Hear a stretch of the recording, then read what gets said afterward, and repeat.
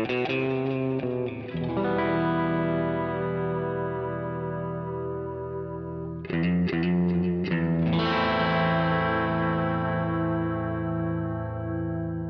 listening to Mark of the Maker.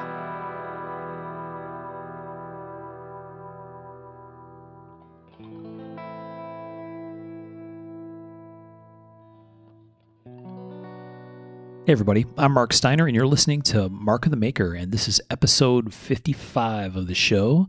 We're going to call this the season 4 kickoff, which is kind of weird on its own. We'll talk about that in a little bit. This one's kind of a review looking back at 2020 and some things that happened and some cool things that we saw, maybe some oddities. There's no shortage of those with 2020, that's for sure. So we'll talk about some of that stuff and then some things that we're looking forward to here in 2021 and maybe some things coming up that are going to happen here in the show. Some pretty exciting stuff coming up in the future here. So we'll talk through all that stuff with you. We have our usual panel of folks here today. So it's myself and Mr. Michael Birch. Here. And we have Mr. Tom Crine. Hey, guys. And we have Mr. Sean Kendrick. Joy to the world. So festive. Oh, yeah. Keeping it rolling. Yeah. Great vibe to have. Yes. He's got the Festivus vibe still in full swing. Oh, dude, I'll celebrate any holiday. Shit, at this point, man, we need something to look forward to. That is damn right. We certainly do. It's the truth. Christmas around the corner for us, and New Year's past when you guys listen. Yeah. Yeah, literally around the corner. We're basically recording this right on top of Christmas. And by the time we get it out to you, it'll be after the first of the year, starting the season 4. But yeah, weird. We talked a little while ago here about this year, right? It's been a very odd year for lots of reasons. Absolutely. Well, where do you start with the bullshit? Yeah. Yes. Yeah. COVID, obviously, right? Crazy election season, political stuff, turmoil, right? There's been political stuff going on. Man, okay, this is as political as I'm going to get on this show. All right, we're bracing myself. I would rather have a car battery dropped on my sack than go through that bullshit again. Yeah. Yeah. Okay. Mm-hmm. Yeah. I think pretty much America feels that way. Absolutely. Doesn't matter what side you're on. Yeah. I have spoken. So be it. Please be over. And it's been like both a slow and a fast year, and I don't understand how that works. Yeah. Time has been messed up. Yep. Yeah, it doesn't seem like it should be Christmas time at all. No. And it's been relatively warm the last few weeks here, so it really has thrown me off. Oh, it was up in the 50s here today. It was a very pleasant day. Yeah. Yeah. Like Messes with the sinuses and the time. Mm. I was just saying before we started, my sinuses are messed up. They're so dry they just bleed, getting nosebleeds and stuff. So yeah. Oh wow. That's what I tell my probation officer. Hitting that snow a little hard, are you? Right. Mm-hmm. Yep, it was snow. Right. It's definitely, that's what the weird part is, right? Like you said, the weather patterns have been strange. The time scale of 2020 seems to be weird and shifting. I don't know. Like, it's definitely a thing where it seems like time has gone by really slow at times. I know, Michael, some parts of the year sounded like they went by pretty damn fast for you, right? Oh yeah. I mean, we had no shows, nothing to track our time, nothing to kind of have big projects to work towards, or it made it very strange and very tough to focus for me. It's felt like Groundhog Day for me. Seems like I wake up and do the same thing every day for the whole year. No shows to break it up, nothing to work forward to. It's just more of the same, which I guess is good. I'm very fortunate that I can go and do what I do and work, because a lot of people aren't able to work during this. But I feel very fortunate, but at the same time, I'm ready for something different too. Yeah, I tell myself that a lot about being very fortunate and try to be very, to lift myself up when the mental health takes a little hit from it. And I'm used to being at home, being here. Mm-hmm. But it's been extra strange this year and extra tough. And then my little stint as a full-time teacher there for a bit, that was interesting. And I guess that broke it up some, but boy, that was, I found out I'm not made out to be a teacher. Well, it's not your calling? No. I think as knife makers, we kind of social distance already, right? You know, it's kind of can be a lonely thing sometimes, but at least we have stuff to look forward to. We get together and we have fun with our buddies at the shows or whatever. But this year, there's not been any of that. You know, the one show we had, I did a drive-by on, and had I known, I would have done things differently. Yeah, you basically threw knives at the hotel and drove off. Dude, that was really rough. Didn't you sleep on a bench or something? And then I did sleep on the couch in the hotel lobby. Yeah. Tom's homeless TKI experience. Yeah. And I was going to talk about a knife that I made for that. Now I had to sit back and think, was that this year? Yeah. That's how weird it's crazy. been. Holy shit, it seems like so long ago. Yeah. For sure. Yeah, and I think the show thing's a really good point, whether it's vacation or shows, right? My wife and I have been traveling a ton the last few years. And so on top of show travel, right, we've been going to a bunch of places, trying to not so much time to shows, right? So she gets a chance to pick some fun places to go to. But you know, they were every single digit number of weeks away, right? They weren't that far apart. And so you end up kind of planning your year looking forward to that event, right? There's going to be a big family thing, or we're going on vacation somewhere nice, or we're going to a show, or we're going wherever. And those intervals aren't there. And I think that contributes to that weird feel about the time. Yeah, absolutely. It's almost seasonal for us, for makers, to track time through them.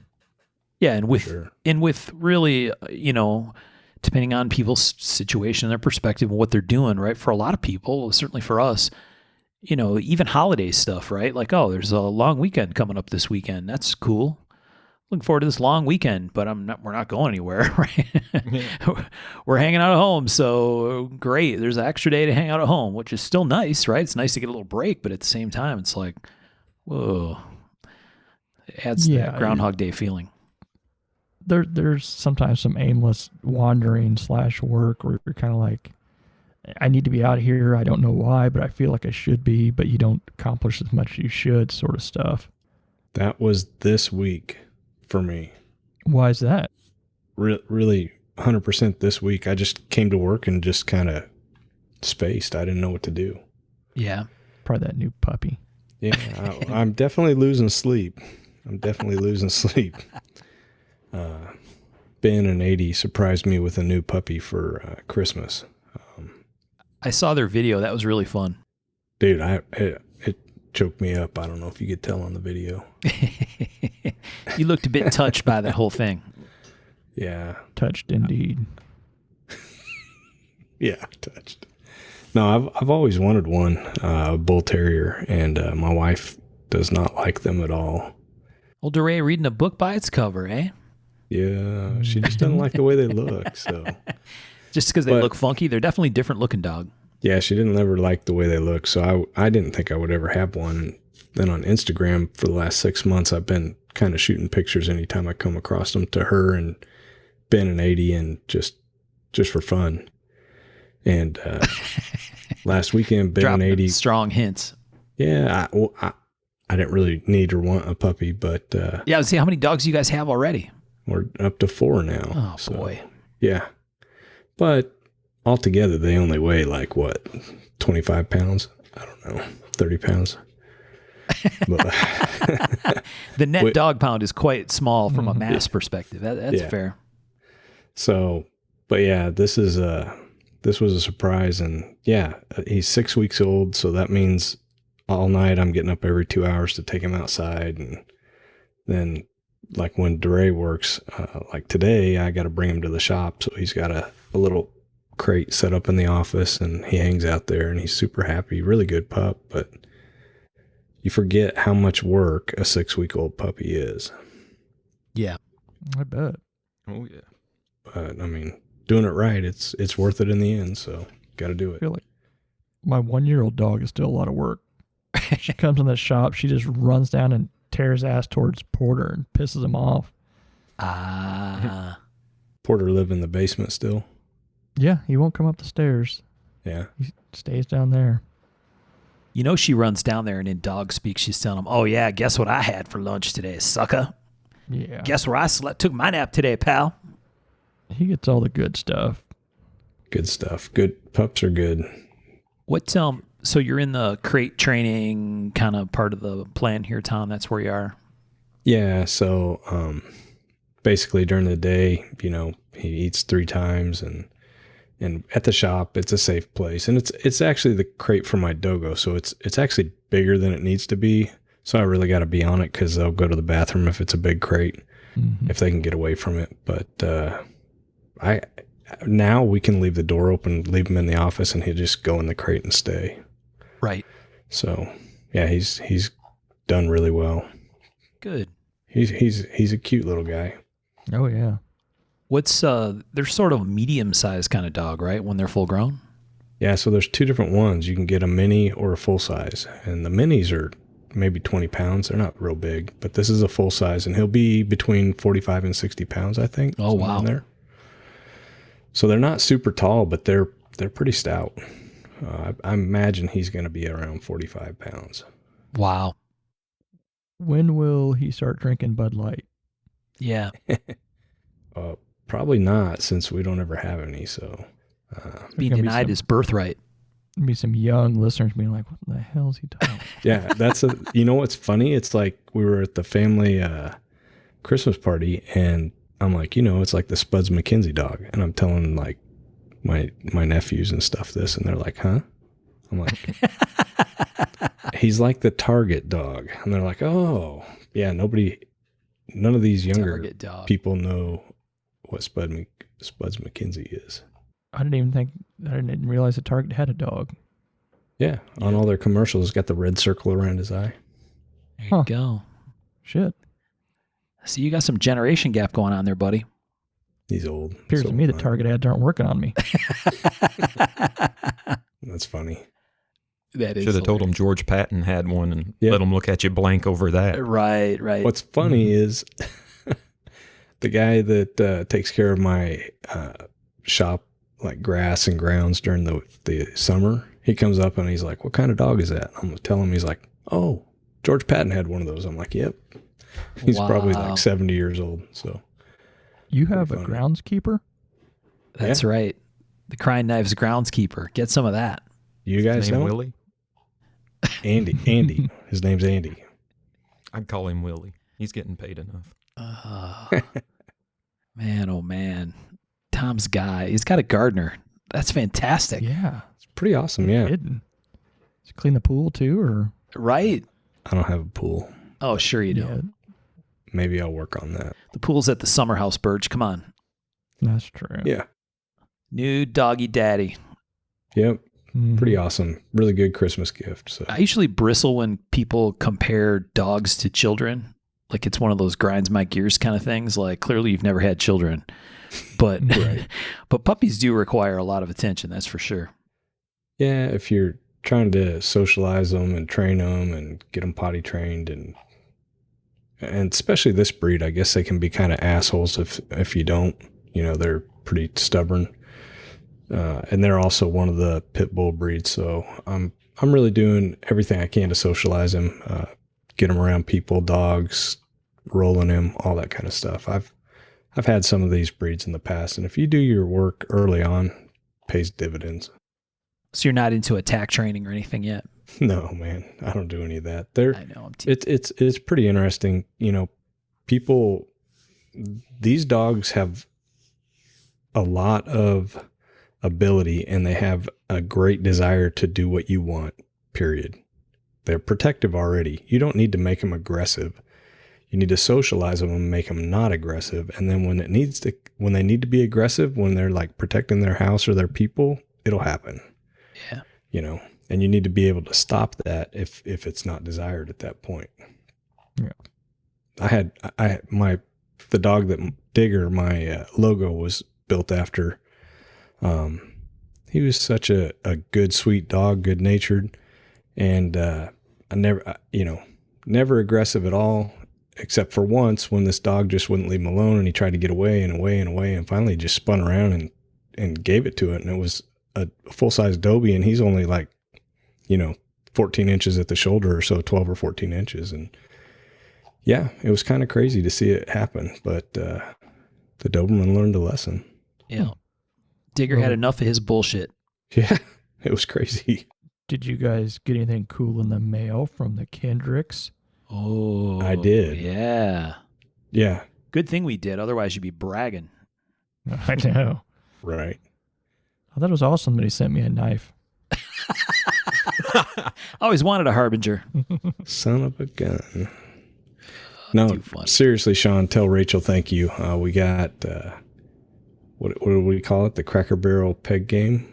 Right. Yeah, the Cracker Barrel pegboard game. Yeah. And it's with like circuit board drills that have been broken. It's like perfect. Is that what they are? Circuit board drills? Uh-huh. Yeah. Yeah. Check Yep. that. Those are used. We use That's that what I knife use making. for most of my detent stuff. Ah, Those are all exactly. detent sizes. Yeah. nice. I was like, I know exactly what these are, Yeah. Mhm. and it's a great use for them. I've got a bunch of them that are broken because they drill great right up until they don't, and then they're like, punk. Tink. Nice. And then you have a great time getting them out of that hole they're embedded in. Mhm. Yeah, there you go. Dental picks Oh, yeah. and X-Acto blades. So, Sean, did Rachel make the little triangle boards too, I assume? Yep. Every bit of it's man. from just reclaimed material that was laying around the shop. Fantastic. Awesome. That was Yep, really she done good on them. She sure Very did. thoughtful. Yes. Yep, that's exactly what I said to Amy. I said, oh, that's very thoughtful, very sweet. It's like, I want to be that guy. I want to be, the one that thinks ahead and can send shit before Christmas, but I never am. Like, man, I should have done this and that and that. And I'm like, sorry, buddy, it's Christmas Day. Yeah, right. Yeah, I tried to do that, but this year it didn't happen. Yeah. Yeah, everybody gets a mulligan for this year anyway. Fuck it. Yeah. My Yeah. poor kids. Yeah. Sorry, kids. Oh, jeez. Yeah, it's been. I'm not. It's good for them. It'll build character. Buck up, kids. There you go. Exactly. There you I go. like that. Well, high five to Rachel for spreading some good cheer. It was very, Yeah. very cool. Nice Yeah. surprise. Plus, I think we got a Star Wars card. That was pretty Oh, awesome. yeah. You were definitely one of the Star Wars cards. Yeah, that's very cool. So we're going to talk about some stuff. One of the sections that we talked about was talking about knives or makers that caught our attention. And that ended up being much harder to pick and not double back on stuff that we've already talked about. That was a lot harder to think about than I expected. I thought, oh yeah, cool. We'll just pick some. And so I think we're going to probably touch on some that we may have talked about earlier in the year.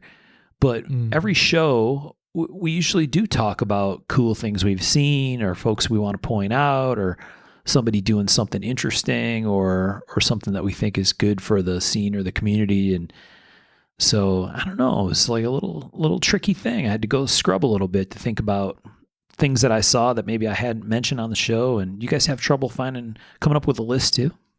Oh, very much the same. Mm-hmm. Yeah, I'm still looking for one.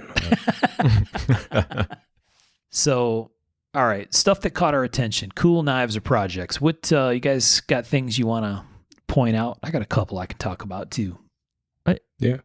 I got a guy, and I know we've talked about him before, but he's really the guy that I paid a lot more attention to this year, the Javier Vaught. Yep. Or Voight. I know we've said him before, but I'd be remiss if I didn't just say constantly just astounded by his work and what he's doing. And He's on my notes also. Yeah. Just a guy that I love the stuff he's doing. I love how clean it is. It's also frustrating how clean it is. Did you see the pictures he put up for his last knife for 2020? What was that? Zirconium and tortoise shell with a gold leaf backer and a feather Damascus dagger blade. I did see that. And I was just cruising through his Instagram today, just looking at some of the stuff. I was checking out the bartender knife, and what is his Instagram?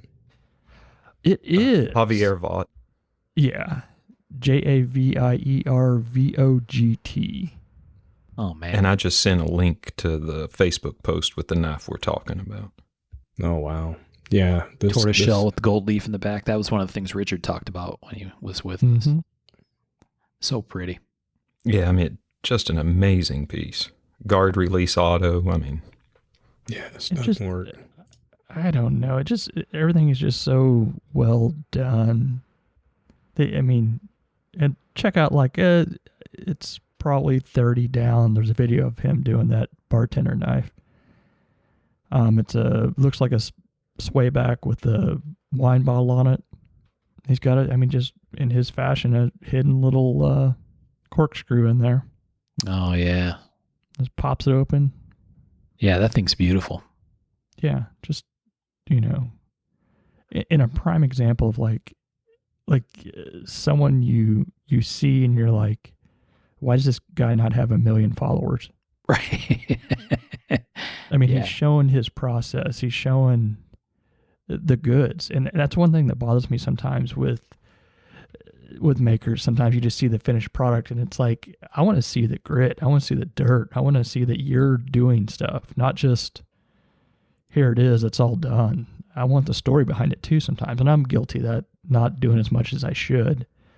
But I mean, I don't know. That's the stuff I like. Yeah. You got to be careful too. And I put pictures up. I try to every morning, a little bit of what I'm working on. Right.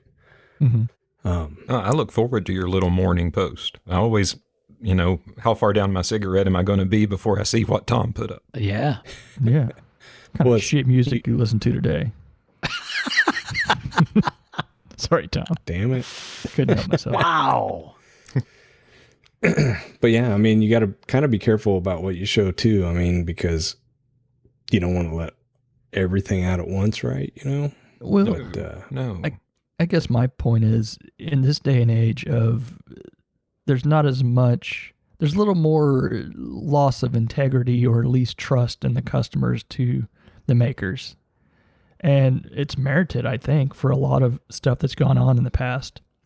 So I think it doesn't hurt to show that you are actually making your stuff and getting your hands dirty and things like that. Yeah, my shop's actually dirty. It looks like hell most of the time. Yeah. I mean, you can look at it and see it.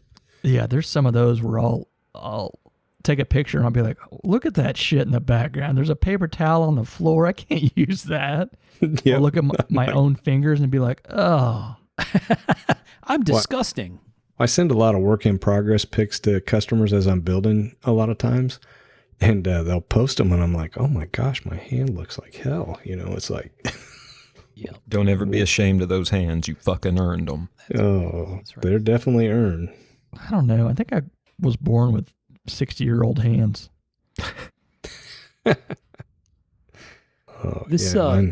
Mine look rough. This bartender knife, like you said, you got to find the video. The video is where it's like, what? Because the pictures of it open are like, okay, that's cool. Yeah. Corkscrew, that's pretty neat. I don't know what that thing is sticking out. Is it like an awl or something? And then you watch the video and there's like a spring-loaded cover basically over the corkscrew to hide it.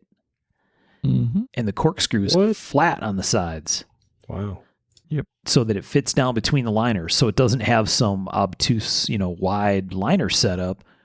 And so the whole corkscrew is completely hidden inside basically by a slip joint cover. Yeah. So that when it's all closed up, it just looks like a locking sway back. But it's not disproportionate. No. Disproportionate. It looks like there shouldn't be room for that back there. Definitely not. No. Yeah, it's sexy. Pretty crazy. Wine bottle, shield. So cool, man. What neat little touches. I'm watching the video of him putting the little wine bottles on a tri-fit into the pearl. Yeah. Pretty cool stuff. Yeah, really, really cool. So nice. Super talented guy. Yeah, so we've talked about him before, but definitely worth mentioning again. That's good call. The Instagram info is a good deal. People can go check him out if they haven't already. Yeah, follow this guy. Yeah, definitely awesome. What else? Tom, did you think of your guy, or do you have one you want to mention? Well, are we doing the cool knives or projects or the makers right now? Well, we could do both. I don't know. They're kind of the same thing. This is a free-for-all. Okay, well, I've got I've got two makers and actually three makers and one project that I really liked. All right. For the cool knives and projects, I follow a guy on Instagram. His Instagram is WKRMN Workman. I don't know if any of you guys follow him. WKMN Workerman. Actually, it might be more than that. Let me see. Nope, that's it. WKRMN. Yeah, Workerman. His name is Adam Brackney, I think. But he did this little pinch knife. Super cool little project. Ben got one, and he got me one also. And one of the cool things is the sheath for it is actually 3D printed. Really? Yeah, they're really neat little knife. I've got one with the yellow handle. What's he call it? The see-through yellow. Okay. Ultim or whatever. But yeah, these are, for me, starting to do CNC stuff, and I don't know if he's doing this or if he's having them outsourced or what. This made me really think about a lot of different things, and these are so well done. It's just really cool. And this guy bounces back and forth between all sorts of stuff. He doesn't just do knives, but these little pinch knives are really cool. Those are cool. Like a little OSS. Yep, reminds me of the OSS stuff a lot, and it really made me want to make one. And they're just such a cool size, and the technology used, like, seriously, the 3D printed sheath is one of the cooler things I've seen in a while. Yeah, so the sheath snaps into the little choils of the dagger. It'll do it either way. So you can snap it in. If you forget and switch it around, it'll still pop in. That's real cool. Yeah, it's really well done. Definite thumb dagger thing going on there too. Yeah, for me, that I have a little like OSS type thumb dagger collection, and this fit right in. So yeah, quite well. Man, you think of them as a thumb dagger or a lapel dagger? Which do you prefer? Lapel dagger. Technically, I think they're lapel daggers, but I always, in my mind, I think of them as a thumb dagger. But yeah, OSS would be a lapel dagger, which is so cool. They're not real big, right? Like, what's the blade length on them? Like an inch and a half to less than 2 inches. So these are teeny little guys. So for people who can't see them, these are super stubby little daggers where the handle basically sits inside the palm of your hand, right? Doesn't stick out, I assume, if your thumb is in the little thumb groove spot. Yeah, it doesn't even fit in your palm. It's like you squish it against your fingers with your thumb. There you go. Yeah, that's a three finger handle at best. If that. Yeah. But they come with a cool little lanyard that he had 3D printed too. So, I mean, I'm really, really impressed with the work and the thought that went into this project and the technology. I mean, they're really well done. Yeah, I like the idea of using different types of technology to build something. I like that we shouldn't be afraid to use that stuff. I mean, I kind of feels like we get stuck in this rut of if you use something out of line, out of tradition, we get kind of a get off my lawn type of look. Right. I like when people do that. Justin does a good job of doing that. Yeah. 3D printer and laser and all that stuff. Yeah, this little 3D printed sheath thing is pretty slick, man. Dude, and if you look inside the little button that holds it in the sheath, it's got a smiley face on it. Right. It's just cool, the level of detail and technology, and it's just like really cool. And this was one of the big projects that caught my eye this year. Very clean for 3D printed. I don't see It's a lot pretty of, good, yeah. He's having them done. He's not doing it. that wasn't made on a $300. No. This is like a production printing place.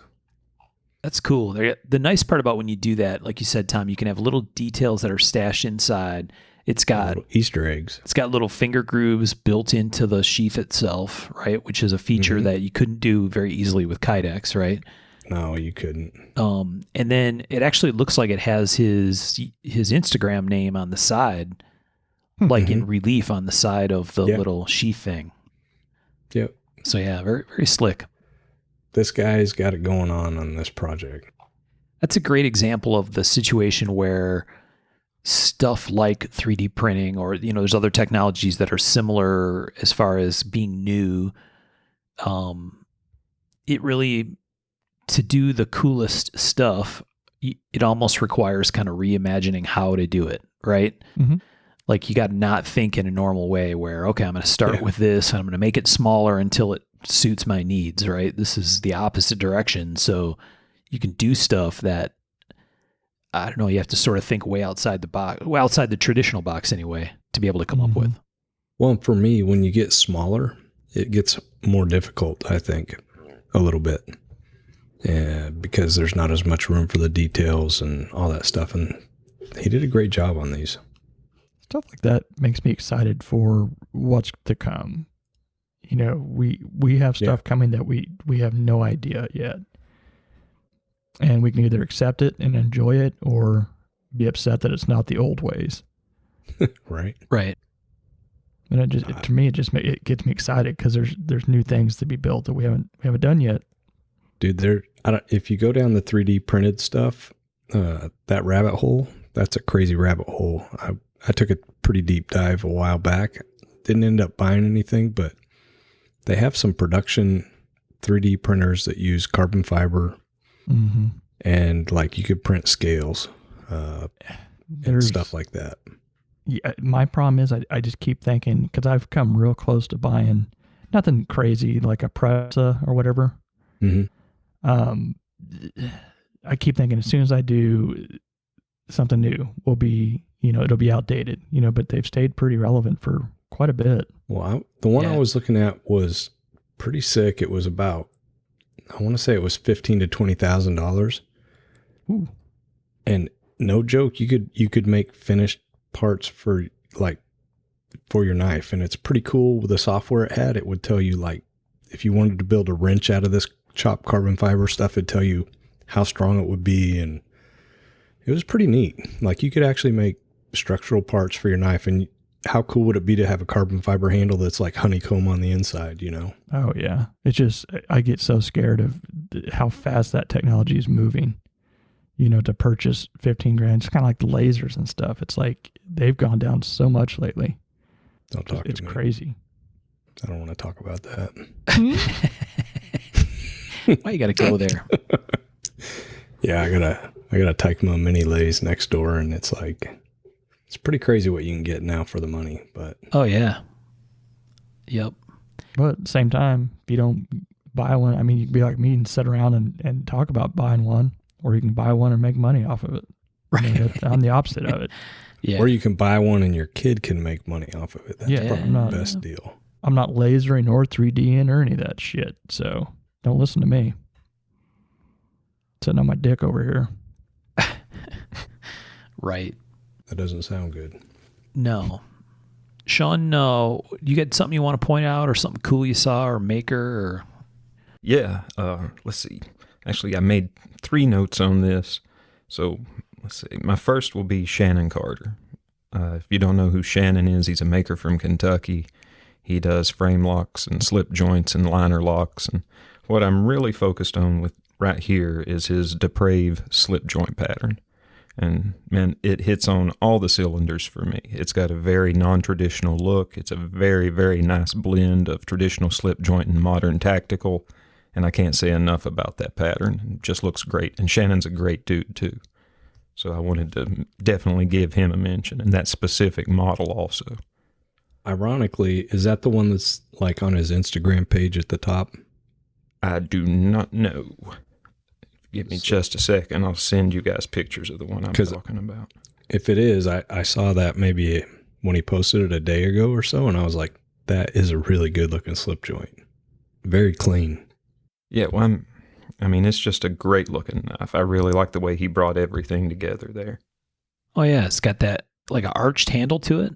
Yeah, that's exactly it. Yeah. That's such a good looking knife. It is. And then, man, a bit of jimping on the back spring. Yep. Looks great. Sexy. And it's linerless, so it's going to be light as hell with the G10 and Micarta handle. I mean, just a great little package. I like how the jimping is kind of sunk in, Mm-hmm. right? Not Oh, yeah. not external to the knife. Yeah, very slick, man. Yeah, and like I said, Shannon's a great dude. I really enjoy every time I get to talk to him at a show. Huh. Yeah, that's sharp looking. It's decent size too. It's not like it's a real small thing, right? No, let's see. Does it have, what, a 3.5, 3 3/4 blade, I was something gonna like say that? it looks like it's about 3.5 inch blade. Yeah. No, it's a good. It's a really nice shape and real flowy, and it looks like it would be super super comfortable. Yeah, I mean, what's not to like about it, says I. Yep. A lot of blade for that much handle. Oh yeah. Mm-hmm. It's hard to do. It looks very very nice. Yeah, well, I mean, putting that little bit of drop toward the rear of the handle definitely helps a lot with that sort of thing. Mm-hmm. You know, a little while back, or was it recently? Maybe it was sometime in the last couple of weeks. Brad Southard posted a fixed blade Hunter on his feed. Do you guys see that? Mm-mm. I did. I didn't. That was a good looking knife, man. Yeah, it was. I was like, that's really. I mean, I don't know. I enjoyed seeing it. I haven't seen much of his stuff in a long time. Maybe that's why. Yeah, that was really really cool. It's kind of funny because Mayo gave him some shit about not having steel guards, because Really? the guards are micarta. Tom said, "Whatever happened to stainless steel guards?" And Brad said they retired, which I thought was kind of funny. That looks really good. Isn't it a pretty knife, man? It's nice shape, nice flow. It's very clean. So nice work by Brad, hidden tang. Mm-hmm. And cool to see him doing something like that. I had a fixed blade of Brad's a long time ago, but it was a tiny little guy. It was like a 2-finger kind of knife or 3-finger kind of fixed blade, almost like a little neck or drop in your pocket kind of fixed blade. But this thing's sharp. He should do some of those because it's good looking. Yeah, do more, Brad. Yeah, Brad. Yep. And then on his Facebook story recently, I saw him post a bunch of guitar knobs that he was making. I don't remember what the company was that he was making them for, but I thought that was really cool because Brad's a guitar guy, so we always talk about guitar stuff. But he was making some Stratocaster style knobs that I assume out of aluminum. Maybe they were tie, but it looked like aluminum for a guitar company. I thought that was really cool. Yeah, it's weird. I didn't see that fixed blade at all. I usually see the stuff that he makes when it pops up. That is really, I really like that. I didn't know he'd even been making any fixed blades. Right. That's what I thought was cool about it. I Very mean, clean. it's a good looking knife, but I thought, oh, look at that. He's doing a cool fixed blade. I really like it. Plus, he's kind of elbowing in on that fixed blade market. You know what I'm saying? Tom, you might want to pay attention. I'm going to get a little bit of that. Another thing I wanted to mention was Alan Leishowitz did some cool kind of like Fixed blades. he did fixed blades. He also just recently did some almost like a revised version of his Omega M5 folder, which is really cool, I thought. Kind of like a design that he did a long time ago, but tweaked a bit, kind of slimmed down, but still very much in that same design language. And I thought that was really, really cool to see. Yeah. I thought it was pretty cool to see the little fixed blades he'd made with the inlaid handles. Yeah. Yeah. So Alan's usually got something cooking that's got some funky lock or Gilshay. He's always got like neat stuff going on. So it's some pretty cool stuff happening lately. So fun stuff Alan's doing. And the other thing he's doing, he's been doing some, I think he was doing them on Instagram, almost like interview type stuff or like knife chat kind of things, which was really cool. And then I think he was doing some things where he was doing almost like a little series of stuff where he talked about lock geometry and some kind of specific design stuff. Did you see that, Michael? Mm-hmm. Yeah. I always think that it'd be a good idea, but I absolutely hate getting my face in anything. I look like such a dumbass. You know what I mean? No, no. You see my face, you know what I mean? But anytime I'm like, I ought to do some video or something, I'm like, look at that dipshit. So then I just don't do it. Right. Do it with a mask on, like a There luchador you style go. mask. Yeah. No shirt on. No, Sure. We're going with this. No. Keep your shirt on. Dude, Just I do use the too. mask. We're going to make some money. That's going to be awesome. Only I mean, fans. 50 only. bucks will get me out of a couple jams. Yeah. Tell you one thing I was going to mention that was kind of helpful and I enjoyed. This was during the election time. Did you guys see Todd Begg posting a bunch of his Yeah, old designs? Oh, Yeah. yeah. that was pretty I cool. thoroughly enjoyed that. One, it was like get away from all the political bullshit, but it reminded me of he's made some really funky, cool stuff. It was a little distracting for me, but You saw them too, Tom? yeah, Yeah, they were I'm cool. being- And I was just, sarcastic. But yeah, oh yeah, it was nice that it was something that wasn't what was going on. Bullshit. yeah. Well, Exactly. Yeah. we talk about all the old school fantasy, and it's like this guy's making modern fantasy, Oh, yeah. and Todd's been making cool stuff ever since I've known him. yeah, and I appreciated it. Todd, if you listen, I appreciated seeing that. Yes. Took my mind off Coast. bullshit. I like that. Yep, absolutely. And the new dagger he's doing for the War Junkie line is fucking titty. Titties. Fucking titties is a great description. Yes, it is fantastic. There's a kukri in there too, right? Mm-hmm. Yep. Mhm. And then, let's see, a Mac V inspired piece. Yeah. Very, very nice. And then I think I sent you guys this when he posted it. He had a Lyle mission that he had for sale. I don't know if he sold it. Mhm. I hope he did because I don't I want to bought look it. at this thing. Son of Merry Christmas. a- For the next 5 years. Yeah, right. But such a cool knife. So Todd had that for sale out of his collection. So I'm like, ooh, look at that. I'm going to go turn that couch over. So just see if I can shake any change out of there. Make something happen. You never know what you find in a couch. That's a fair point. That's a fair point. I could come up with some firearms to sell or something. Yeah, you never know.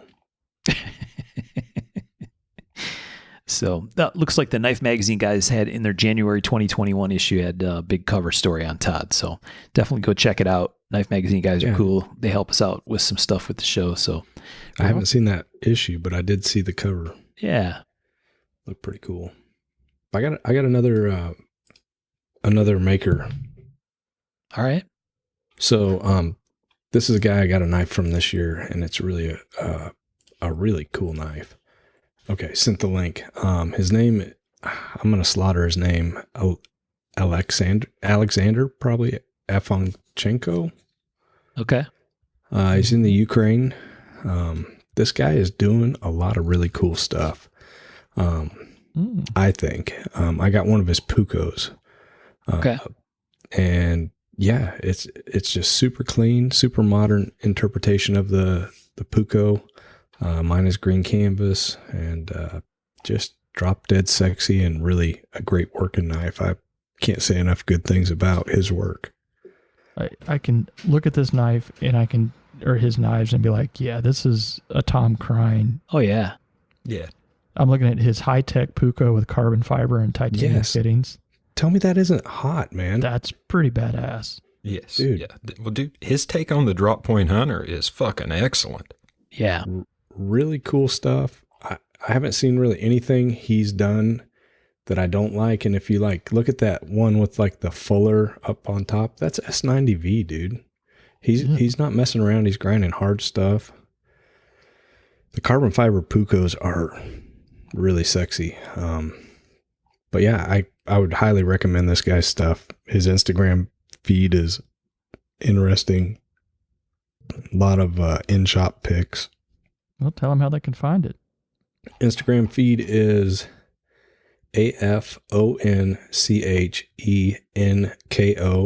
AFONCHENKO_knives.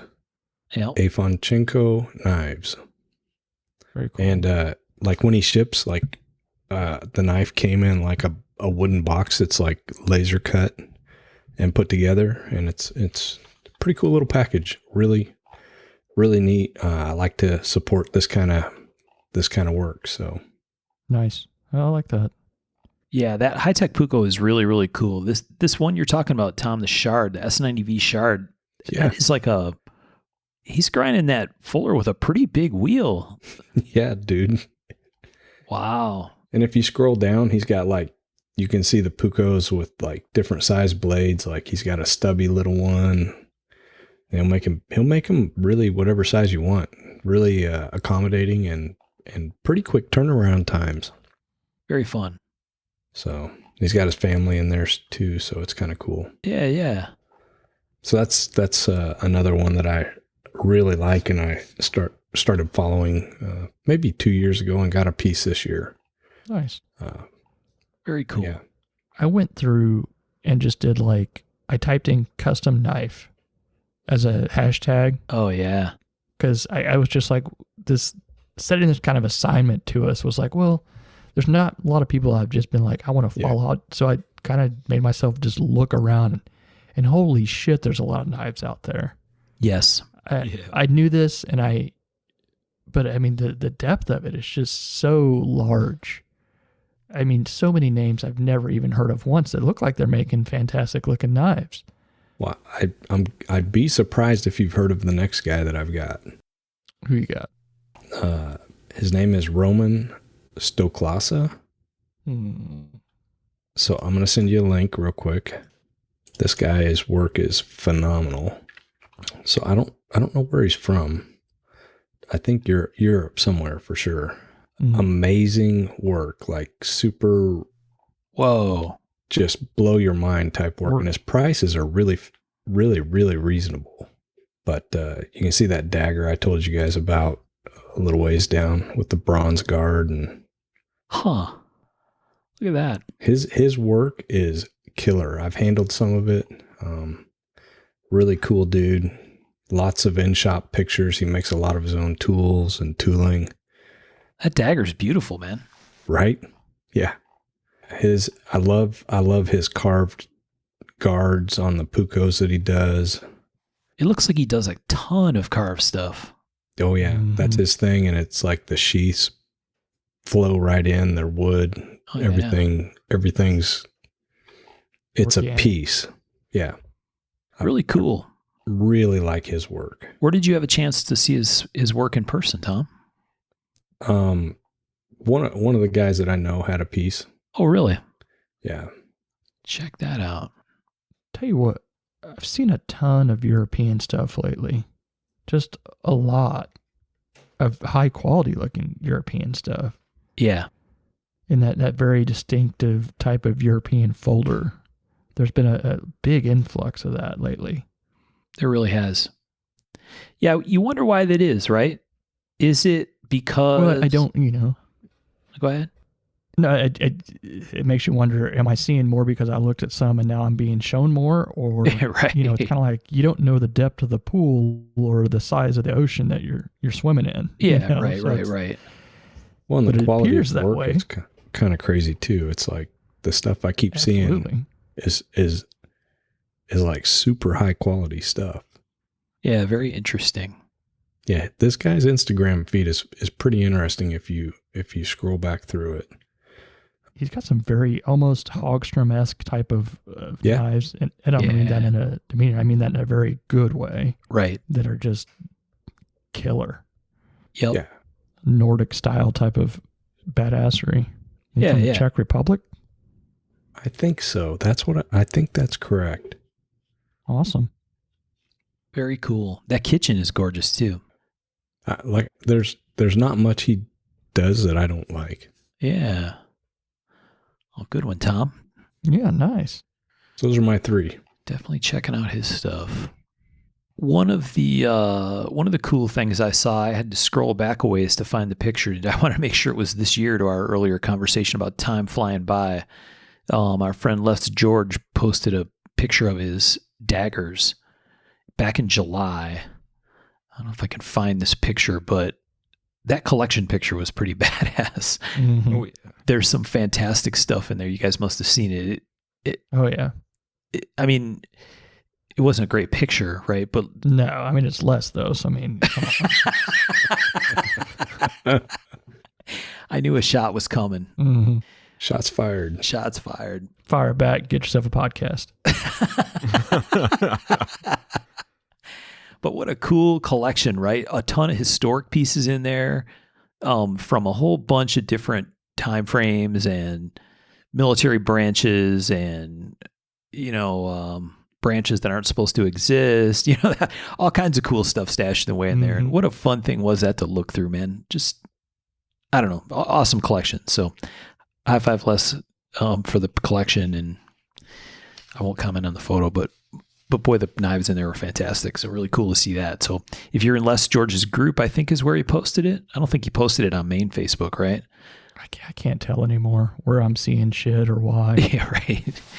I did see it on Facebook, and I think it was in his group. So definitely check that out. Back in, I think it was the July timeframe is what I said in my notes. And really cool giant pile of knives to zoom in on and check out. My problem is I don't generally find a person. I'll find a knife that I like and I'll send it to somebody. I send it to one of you guys and be like, this is awesome. This is whatever. But then I don't end up remembering who it was or what it was. Right. Or the best part is you send it and you love the knife, and then they're like, well, yeah, but that guy's a fucking dick. Yeah. That's a factor. Mm-hmm. That's a factor. Yeah, but the knife's nice. Yeah. People say that about me all the time. It's not I true. know. Michael sent me a picture the other day, or he was talking about something. He's like, where did you see it? I don't know. And he's searching all around. I know exactly what you're talking about, right? Because it's like, I don't often look at the main Facebook feed because it's such a shit show. Mm-hmm. So I look at so I just look at the piece that says, show me stuff that's in the groups that I'm in. But then you end up in 5,000 Facebook groups, right? For a ton of different makers and projects and stuff for sale, all kinds of junk. And it's like, oh man, I know I saw it, right? But where the hell was it? I don't know. I don't know if I can find it again. Yeah. I go to look, I go to add a picture to my group, and I end up in the marketplace looking at a bike. I'm like, oh, what the hell happened here? The algorithm's working. That's what happened. Nice move, Zuckerberg. Yep. Been there and done it. Absolutely. Another thing that I thought is kind of fun, I think these are actually production knives, but Rick Hinderer, last year he did it. I think maybe last year was the first time, or maybe he's done it for a couple of years now. He's been doing these, what he calls the card series, where basically he does 52 knives. He does a whole deck of cards, and each knife has a specific card, right? So it's like the 6 of clubs knife or the 5 of hearts knife. And so he does the whole deck of cards. And this year it was sets that had like a challenge coin that has that card number on it. And it had one of his pens, right? One of his tactical pens, which is kind of old school cool.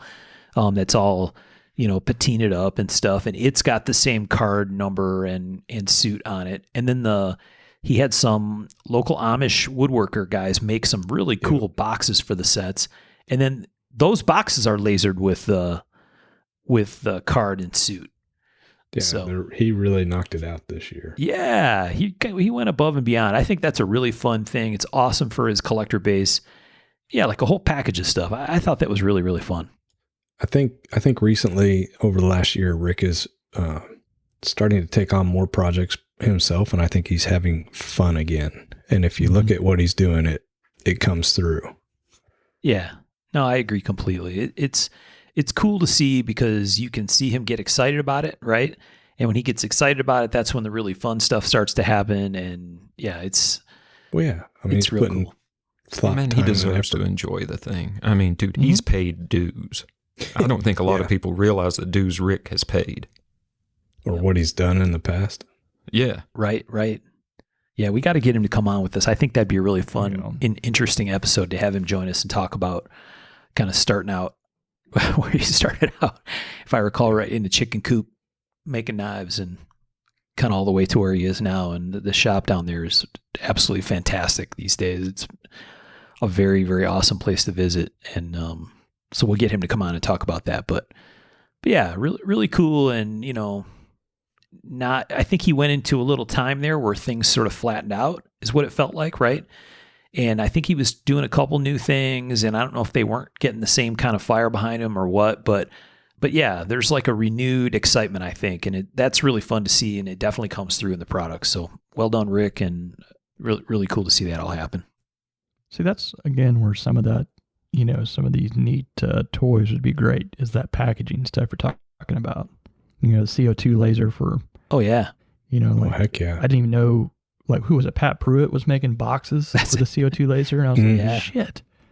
That's the one thing, like this Riot thing has really had me thinking about is packaging and shit. And you mentioned it earlier, Tom, about how you enjoyed how it came in a box and stuff like that. Yeah. I go back and forth on that stuff. Like, man, should I be doing like presentation or not? Or is it an excuse for me to go buy a toy, some sort of laser doohickey, whatever, to do stuff? I don't know. Yeah, it's a tough one. It's definitely a nicety. I think people appreciate it. Yeah. Certainly on Pat's stuff is a great example, right? Because he's got the packaging stuff that is 100% consistent with his rest of his design language, right? So it just suits it all really well. And his stuff always appears, the look and feel of it is all super high end, right? So it's like, ooh, that makes sense that has a trick packaging to go with it, because it's super, super, super cool. Yeah, same with the Rogers too. Yeah.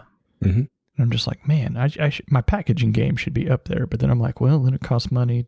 I'm always worried about adding on to the price of something already. But that's another podcast and another. Yeah, I was going to say, we could go on about that. You and I have talked about that before. Yeah. Yeah, like you said, I saw Sally comment on Pat's pictures where he was cutting those out. And she's like, son of a gun. Yeah, I've been folding those by hand. I got to do something like that. Pat's pretty savvy. Yes. Clever one. Yep. I would like to talk with him sometime down the road on here. Oh, yeah, that'd be awesome. Get Pat to join us and talk about all things, right? Jewelry and knives and all kinds of stuff. Oh, yeah. He's got a great mind. For sure. Yeah. All right, Sean, did you have something else you wanted to talk about? I got one or two. What you got? Yeah, I wanted to throw Pariah Knives out there.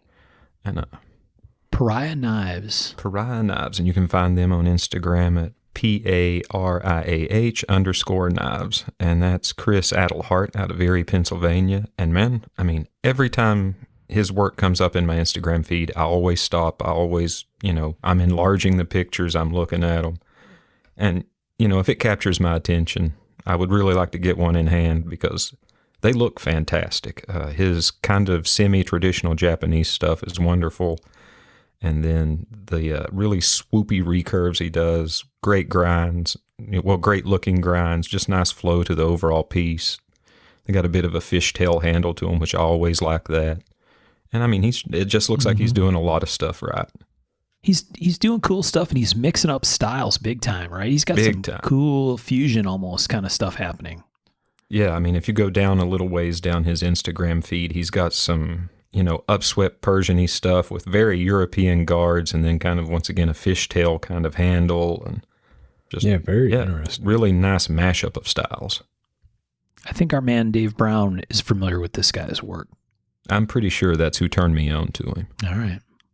Oh, yeah, real cool Shout stuff. out to Dave. If you ain't following Dave, you're missing out. Oh, yeah. Yeah, for sure. That's the truth. Oh, awesome, man. Really, really cool stuff. He's got some funky stuff, right? Like very almost like fantasy craziness, and then traditional stuff, and then daggers, and that's fun. Yeah, man. Yeah, it looks like he's having fun. Yeah. You know what some of his stuff kind of reminds me of? And in a good way? Blackwood? No, a little Samson-esque. Yeah, I can see that. I can see that easily.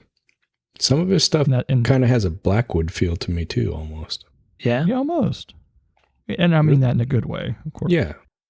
Yeah. Very cool stuff. Yeah, real cool. Neat pieces. All right, Pariah_knives. Definitely added him to my list of people to follow. I don't understand how some of these grinds are made to happen. Pretty cool, though. I mean, they're super crisp, too. Mm-hmm. I mean, given how I look at how they would be done if I was going to do them, the grit patterning doesn't match up to what my brain says Nope. needs to be done to get that fucking done. Right. That is right. exactly what I thought, Sean. I was like, huh? The Yeah. lines are going the wrong way. Right. I Exactly. mean, they're going the right way, but if I was doing it, I'd be cheating because I couldn't do it like that. yeah. The dude can grind. Wow. Yeah, that's pretty wild. Well, very cool, man. We've talked many times about Claudio Sobral and Gus Ciccini, and that stuff kind of goes without saying as far as makers that grab attention. Those two consistently do it. Sean just talked about Dave Brown. Dave is somebody who I'm always excited to see whatever he's got going, because same thing. He switches it up all the time, and all of it looks just fantastic. One guy that we actually interviewed earlier this year is Sal Monero. And Sal, if you listen to the episode, you understand why we like Sal. He's just a good dude. He's doing good work. He's got a similar mindset to a lot of the stuff that we talk about. And I think someone that we all have a great deal of respect for. And one of the interesting things about Sal is that he's doing stuff, and I don't know that he intends it to be this way. He's just like over there quietly kicking ass. Like he has always got some really, really cool thing happening, and it just kind of, there it is. And it's like, oh yeah, this is just a 11 or 12 inch Stingray fixed blade bad motherfucker, right? It's like, oh my God, look at that thing. And I don't know, it's just kind of cool because it's not like, there's not a lot of flash going on, but the guy's just over there, like I said, very quietly busting out some fantastic stuff. So he did that big fixed blade recently, and that was really cool to see. This year, he just posted pictures the other day here, I think, of one of his little GMC gent folders. Yeah. With this bullseye kind of Gucci pattern thing going on the handles, which is super, super cool. Oh, did you see the little nut driver things that he built? Yeah. This is super embarrassing. So he asked me, he's like, what do you use? And I was like, shit. So I took a picture of, you guys have seen my old Cobalt. Yeah, I got one I'm going to send you, man. Mess. I was like, don't laugh, but this is what I use. Like, I'm not laughing. I just, he broke his last couple ones. And right. so instead of like buying or whatever, he just often made some badass ones. Right. Yep. With bearings at the end and some very ergo super, I don't even know how you describe them, right? They look super comfortable, the handles, but I don't know. They're fluted cylinders, right? But they have a swell in the center. I don't know. They're really, really cool. Yeah. Well, I think he was still using like the fixed, not bit driver type of ones. Ah, okay. The Weha type of ones. And he's like, they're getting worn out and stuff like that. And I was like, I buy the bits. I have some pretty heavy ones I don't like because I'm afraid I'm going to drop them. Right, scratch stuff up. But he's like, no, I'm just going to make something badass for myself. And there he went. Right. And he went and did it. Mm-hmm. So high five to Sal. Super nice stuff. Definitely one to follow. If you don't on Instagram, I would guess a lot of people that listen to us do, because he was on with us. Monero Knives, at Monero Knives on Instagram. So definitely check out Sal's stuff. He's always got something sneaky and tricky going on over there. Just a good dude making good stuff. And I don't know how better to explain it other than that. No, that's succinct. Yep. That tells the story. And then, this has been a theme lately. Somehow this is slowly turning into a very small collection of stuff, but RMJ, Ryan Johnson and company down there doing great stuff. I say great stuff, just super fun, right? I got one of their, I've been waiting for them to come back in stock again. Their Hickory Thumper with pewter inside. I think Sean and I talked about it in the mini episode we did, but just seeing that string of stuff coming out, the Hawks and stuff are really, really cool. They've always been badass. The Snuggles is kind of a fun twist on it, right? Because it's just extra gnarly. And then these impact tools or impact weapons, I don't know. It looks same like we mentioned out about with Rick. It looks like Ryan's having fun with that, right? I really like to see that. I think that's fantastic. He's a really bad influence. Did you get some? Well, I mean, he's always posting up books and stuff, and I'm a sucker for that. And yeah, like I got what's the one he just posted up, the slaps or skull shots, or I don't know, the one with the blackjacks and saps and stuff. Yeah. I just ordered that and it came in today. So yeah. I think we're kind of circling back around to not a tactical, but like in a fun, historical, nostalgic type of. I hate to even use the word tactical. He's like, living the dream that we all would have had when we were like 13. He's making nunchucks and clubs and shit. Yeah, fun stuff. How cool like is that? And I he's think that's what makes it fun to buy. Yeah. Right. I love it. It's just really fun to see. I think that's the part about it that I like the most, is that it's just a fun thing, right? And coming from a crew doing stuff that they know is fun, right? They know it's awesome. Yeah. Like I when I talked to Rob Orlando about the trench thing, he's like, hell yeah, we're doing this. How cool is it? And we got a bunch of other stuff going on. And it's like, yeah, all right, man, that's awesome. It's, you know what? And the Jones brothers have been doing more of it too. More. Yeah, man. I'm happy to see them picking up pace. Yep. Magic mushrooms. But they had this big old jade looking thumper thing. I'm like, that's cool. I mean, it's super cool. A fun piece. Yeah. Well, and like Ryan's using the CO2 laser a lot too, you know, like we were talking about. Yeah. Putting like runes and stuff. I don't know. I love it. I think it's marketing genius because, I mean, if you look at who he's selling it to, it's like, this is the kind of shit that we would have loved when we were kids, man. Yeah. Except it's the real deal. I hear you. I need a laser. I'm hearing you. You do. Lasers. Yeah. So you need more than one. Oh boy, here we go. CO2 and the fiber. That's exactly. The problem. Yep. 100%. Shopping list. Mm-hmm. So anyway, RMJ, Jones Brothers, the guys are all doing cool stuff, and it's really fun to see. I think, you know, it's like, maybe it's wrong to say it this way, not taking themselves too seriously, I guess, letting it be fun. Is that a fair way to say it? Wrong with that? Yeah. Just doing what the hell they want. Right. Yeah. I think that's a good place to be, and it's funny. I've had this conversation a couple times this week, and we'll talk about it in the next section. But that's one of the things I want to do. I want to get where I can build what I want to build, not what I have to build. And there's a difference. Yep.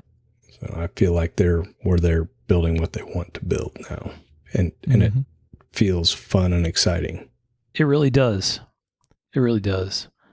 So like I said, I know Rob said they have some cool stuff happening. I know Brady showed up over there a little while ago and was plotting some projects with them. So between the Monkey Edge guys and RMJ, I'm sure they're going to come up with some entertaining combinations of stuff. So I look forward to seeing what comes out of all that. All right. You guys have anything else on the makers that caught our attention or cool things we wanted to kind of look back on? I don't think so. I don't. I'm good. You guys had some really good picks. I had 3 that I brought. That's it. All right. So one of the things that we put down was talking about the stuff that you made in 2020. Which were you most happy with the end result? Like which ones did you get done and say, yeah, that's awesome? And which ones were the biggest challenges? It may or may not be the same, might or might not be the same projects actually now that I think about it, but what do you guys think? Do you have projects or a particular knife or something else that you made that you thought was something that you felt really good about? Yeah. Nope. No. Yeah, no. Okay, let's move on to the next section. I don't know if I've ever had anything that I was like, okay, that's awesome. I have stuff that I don't hate as much as others at the end, but I think at the Nashville, way back in the beginning of this year, you know, I 1492, aka January or February or whenever that was. I did an inlays on inlays on inlays. It took me a long time. It was for me a pretty art type of piece, and I was pretty excited that it turned out like it did. And it was very frustrating, very time consuming. A lot of thought went into the steps to get it to how it was, but I was happy with it. And that was, I think it was called like an inlaid bosun non-flipper or something. Yeah. That was a pretty piece. Thanks. Biggest challenge as well, you think, or? I think so. But, sometimes the simplest knife will be almost the most challenging. Like this kitchen knife I've been jacking with for like a week now. It shouldn't be that hard. Yeah. But it has been for some reason. Thanks. Yeah, Appreciate it. Agreed. Biggest challenge is a tricky one too, right? Because it's like, what aspect? Yeah. Right. I don't know. I mean, I think your production project thing was a big challenge too, right? For different kinds of reasons, not a technical thing necessarily or whatever, but kind of committing to it, doing it, figuring out how to sell them, all that stuff. A very different type of problem challenge to do. Yeah. But that turned out, I'm very happy with how those turned out. And it's been kind of fun. Still got some to sell after this kind of gets not so crazy at the end of the year. Shipping's a little bit wild. Right. I'm so nervous right now every time I ship something out. I'm holding off. I'm not doing anything until after Christmas. I saw something, they were saying that stuff shipped in December was going to get there in February. I'm like, wow. Crap. What? Yeah. Yeah, there's some weird stuff going on right now. I've got 2 knives in limbo. I've got one I shipped in September that I've already replaced. It still says in transit. And I got one that I shipped about 6 weeks ago to the UK, and it's never left the US. It's like went to customs and poof, gone. Yeah. So shipping stuff right now is really squirrely. But you can imagine between all the home delivery stuff that we've all gotten kind of used to with 2020, then adding Christmas that there had to be, who knows the percentage of online shipping that went up this year. It had to hit somewhere sometime. There was a lot of craziness this year. Yeah. I mean, but it still makes me nervous. Oh, for sure. Yeah. I mean, September isn't a holiday rush thing, right? That's an oddball. Yeah. And overseas has always got strange stuff going on. But even there's definitely a massive holiday crush, right? We had a thing right around, I'm going to guess April or May, somewhere in there. So like a little ways into the COVID thing. Our mail, we're a good hour away from Detroit, but Detroit is kind of like the main U.S. Postal Service hub for us. So if we get a package, 99% of the time it comes through Detroit and then routes to us. And back in the early days of this COVID thing, that distribution center basically got shut down. I had a package that got hung up, and I called them, and they said, "Oh yeah, there's like 6 people showed up yesterday out of the 75 that work there, 100 or whatever, right?" Because people didn't want to work. They weren't sure what was happening. There's a bunch of people that were sick, and you made more money if you stayed home a lot of times. Right. Memphis is our hub, and same thing happened there. Same time. So apparently that's happening again now in Detroit. So like Riley ordered a present for my wife. It shipped on December 10th, like 2 weeks ago, and it got to that Detroit distribution center and stopped. Right. It hasn't left. So it's somewhere in that pile in Detroit. And we got a couple other packages that are sitting there as well now. And so I don't know. We'll see what happens with it. But like you said, that's not the only spot having that kind of trouble. Frustrating. Sean, what about you? Favorite builds or build you were happiest with? No, the one I was happiest with was the bolster one I did using the mills at school and stuff. But I guess the thing I had the most fun with was just playing around with the color blue. All the knives I did that had the blue anodizing, I really enjoyed the hell out of working on each one of those. I was really happy with how the anodizing turned out. Consistently happy with the color match I was able to get between the heat coloring on my clips and the Chem Ano on the tie. So that was all good in my book. Nice. That's cool. I really liked that bolster one you did. Thank you. Kind of, it wasn't an S shape. I guess it was more of I don't know what you call that. The brown and black one. Yeah. Just overlapping colors. Yeah. I love seeing that it went to Kevin. Yeah. Yeah. Well, I knew I wanted that one to go to a forever home on the first go. Yeah. Oh yeah. You got a stack of those to do, though, right? Oh, yeah. I got a few. Yeah, I Get saw busy, that. man. That was What are you pretty waiting cool. Dude, I don't know my own damn self. I've got another one in process with a. I'm just gonna say you've been rocking, Sean. Mm-hmm. You've been making quite a few. I've been watching. Yeah, man, I've been trying to stay motivated. It's working. Mr. Productivity. Well, thanks. What about you, Tom? I think the build or project that I was happiest with is the new Phoenix that we're doing. I don't do that many bigger knives. Mostly what I do, my bread and butter's 3 inches or less usually. But we're trying to come up with some mid-sized knives, and the Phoenix was the first one that we're doing. And one of the challenges was we wanted to do it tabless. So on the CNC, we wanted to do it no tabs. So basically, we had to come up with the fixturing for that, and then the handles the same way, and it worked out really well. And I really like the size of this knife and the overall shape. My end product idea was to make a defensive knife that you could also skin an elk with or use as a utility knife or whatever, you know. And I think I hit it out of the park on it, you know. As far as that, you know, I'm really happy with it. So It's a really nice pattern. It's got what's the blade length on that? it's right at 5 inches. Okay. It's a nice size for a do-it-all, I think. Yeah. Very cool. So that with the skeletonized handle and scales and stuff, is that kind of a standard thing that you're looking at for that model, or is that just sort of the way these ones were done? So that's part of what. So I've talked about it a lot, and I'm going to talk about it a little bit more in the part we're looking forward to in 2021. But I spend a lot of time making knives, and I need to spend a little less on knives and a little more on the business. And this is one of the directions we're going to try to go in 2021.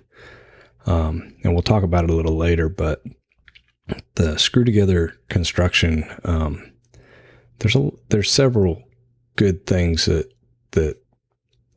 for what I'm trying to do, I think that it does. You know, eventually if you get a knife and say it has pink scales and you don't like pink or whatever, you can order a set of black or whatever, and it'll just fit right up. Yep. That's our end goal. We're not quite there yet because the first batch of blades they weren't tabless. The blades weren't. So we had to finish those, so they're a little undersized. But the handles are tabless on this, and we're doing other stuff tabless now. So now the next run of these it'll all be tabless, and everything will fit up really well, I think. So, yeah. So when you say tabless, Tom, for the kids at home, tabless means that there are not lollipops hanging off in different spots to use as hold downs that have to get later ground off, which results in basically a custom fit of each part together. Right. Basically, in the past, you have a coupon, you put it in, you cut out the knives, and there's little tabs that you have to go in with the bandsaw and cut and then grind down to the actual shape. These actually are held with the handle screws, and then the CNC goes all the way around, so you get a nice clean finish, and they come off, and you don't have to cut them apart or anything. They're just already their own thing. Yeah. So that uniformity and consistency is the goal of, or is the enabler to let you do swaps for handle materials or whatever, right? Right. Yeah. And I really like the aesthetics of it. There's several different things that I really like, and I think these have a very utilitarian feel to them. Yeah, they're good looking knives, man. Mm-hmm. Thanks. We're working on a couple more in that size range and same build construction.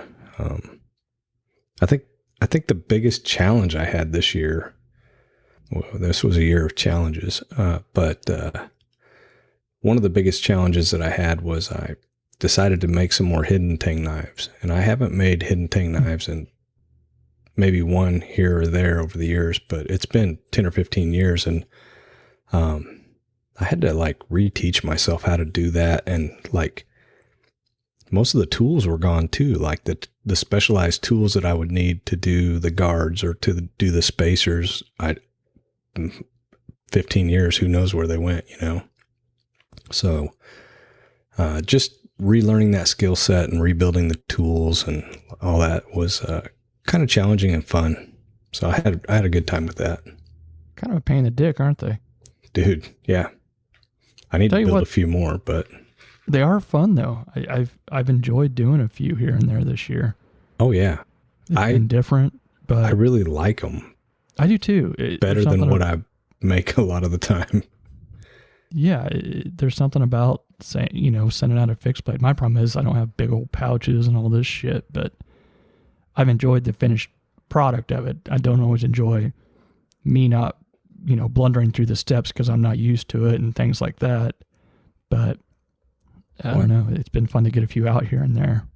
I think that's one of those things where I want to get to where I can build what I want instead of what I have to, you know, because I definitely want to build more of those, but economically it's tough because they take a lot longer time.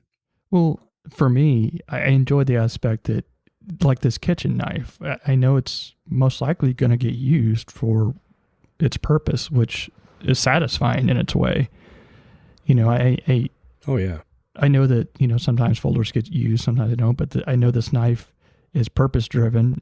You know, I got to grind it how I wanted, as thin as I wanted, and hopefully it shows in the use. And I don't know, there's something satisfying about that aspect of it. Well, and just watching the build, it comes through that you're having a good time building it, but financially, you're probably not going to come out nearly as well as if you build the folder. So that's part of that, build what you want instead of what you have to. And it's sometimes you just have to do it to get it out of your system. But I don't know. I want to get where I'm building what I want instead of what I have to. Well, you know, and that's something I've worked with this year too.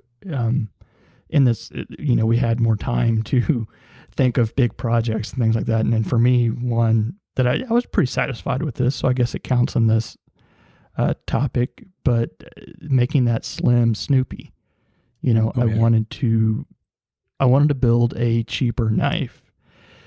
The problem though, you know, one thing, I haven't done a knife without pivot collars since I don't know when. And I didn't know if I was even going to be able to do that. So I pretty much stripped it of all the crazy backspacer contouring and weird shit that I do that takes so much time, and tried to make a $800, which is still a lot of money, you know, folder.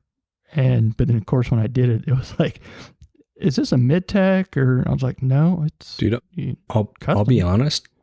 Those knives are beautiful. Thank you. Sometimes the bling is very distracting to the lines for me. Yeah. And that knife had the lines when it was closed, like the blade going into the handle and all that stuff. To me, it was very aesthetically pleasing. I found those to be very, very desirable. I appreciate that. But I made, I think, 5 in 1 week, and I was like, ha, look at me go. Right. I didn't get some. I didn't finish shit for like 2 months after that, but whatever. Oh, you know, used it all up. Yep. What do you think, back on the Hidden Tang knives, Michael, what do you think about the Hidden Tang knives? What about them feels better or seems cooler about them in your... I think it really comes back to having fun.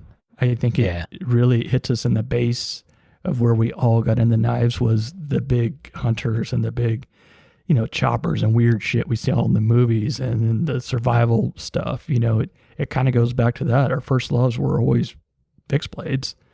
So it's nice to go back and make them. And there's a lot of room for a different type of creativity of contouring. I like getting to play with that AEBL and seeing how thin, and, you know, it still gets a good flex on those kitchen knives and stuff. Is so but tough. Then it is so very tough, and pain a dick to hand rub. It wants to not be that clean to hand rub, but it looks good, I think, when it's done. But I also like doing like the big Hamon stuff, and they're very kind of impractical too. I got to, you know, I actually got rid of a piece of walrus that I've had for 7 years, I think. That turned out good too. Well, thank you, but it was kind of tough. It was bittersweet to finish that knife and say, I don't get to see that piece of walrus anymore. But I No, people don't understand that. No, I mean, that came off, that, I don't know. I had it for a short time, but it's been around for 10,000 years. It came off, that was its tusk, and it showed on the back end, where it came off. And I would get it out and look at it. I'd show someone when some odd reason someone was at my house ever, and now it's gone. But at the same time, that's what I got it for, right, guys? That's Right. what I'm supposed to be buying this shit for. I like the pieces that are like artifact too, or like it was like a sled runner or a weight or whatever. I've got one of those. I don't want to cut those up, dude. I won't. It's rough. I don't know. I've got an idea for mine because someone had already cut mine in half, so I only have half of a sled runner. But once again, I've had it almost as long, and it's just, it'll have to be something special, something, and I have to price them accordingly because, one, you're taking something from me too. And it's weird to say that, but that's how I feel about those materials. Yep. I love the hidden tanks because to me, they have a less modern feel. They're more vintage, old school, it reminds me of the marbles, the old Remingtons, stuff like that. Yep. And to me, or the Morissette knives, I just love them. They're definitely more work, but it's just another level of cool to me. Nostalgia for sure. Yeah. I mean, 100% nostalgia. And I've got a piece of stag here that I'm just like looking at going, all right, let's just get this over with. Yeah. It'll be something. Do you think there's an aspect of it that has to do with not being able to feel the tang, like not feeling the steel part in your hand? Oh, yeah. Maybe so. They're more warm, I think. Yeah, that's what I was thinking. I tell you, 100% this show has a big part in it too, because we sit here and talk about old school knives and shit like that, and Yeah. I can't leave that behind at the show. I can't sit here and talk about how go to the pages of all my old books and love and the lines and the curves and shit, and then be like, okay, let me go back to doing what I was doing. No, it comes with me into the shop. I can't leave it behind. Right. And it's like when we were talking about things that we found this year, I think I probably looked more in the past than I did in the present this year. And probably a big part of it because of this show. I've found a renewed love in a lot of the stuff that I loved before, but I've seen so much more of it because of our shows and like our topical stuff. When we're like, find, a cool old knife or whatever we do, then I start just scrolling or Googling or whatever. And it's just like, holy shit. Yeah. So I blame you guys. I'll take that. No, for sure. I think lots of rabbit holes I've gone down, and even this RMJ stuff, right? Sean talked about that trench, with the gear. Yeah, the trench thing with the gear from the American Tomahawk guys. That's certainly what got me started on that, was that conversation on the show, right? And yeah, it's pervasive. I think another thing with the hidden tang knives is, at least for me, there's still quite a bit of the round tapered stag, whereas finding scales in stag has really gotten difficult. Okay. So you can still use stag on these knives, and it's, you can get it, and it's really good quality stuff. Now I want to make a takedown, and that's just like, why? I know I'm going to be upset by it. Because it's cool. Tom Maringer made some of the coolest takedowns ever. Oh man, were they cool! Every little trick thing was finished. Yeah. Mm-hmm. Were they the David Lish haiku stuff? I've been looking at a lot of his. Like, I've been thinking about his stuff because I must have talked about takedowns, and all of a sudden his stuff started popping up on my Facebook. Man, his stuff is cool. Yeah, we've talked a little bit before about having Tom Maringer come on. We got to see if we can trick him into joining us for a show. I think that'd be super interesting. He is a cool dude. Yeah. Very smart. Renaissance man. There you go. True Renaissance man. There you go. So so we talked about favorite builds. What about your favorite episode? This was a hard one. Because it's like, I don't know, man. I liked a lot of the episodes. The guests were all awesome, obviously. Easy for me. Yeah? Easy. All right, let's hear it. The Doomsday. Doomsday was really Oh.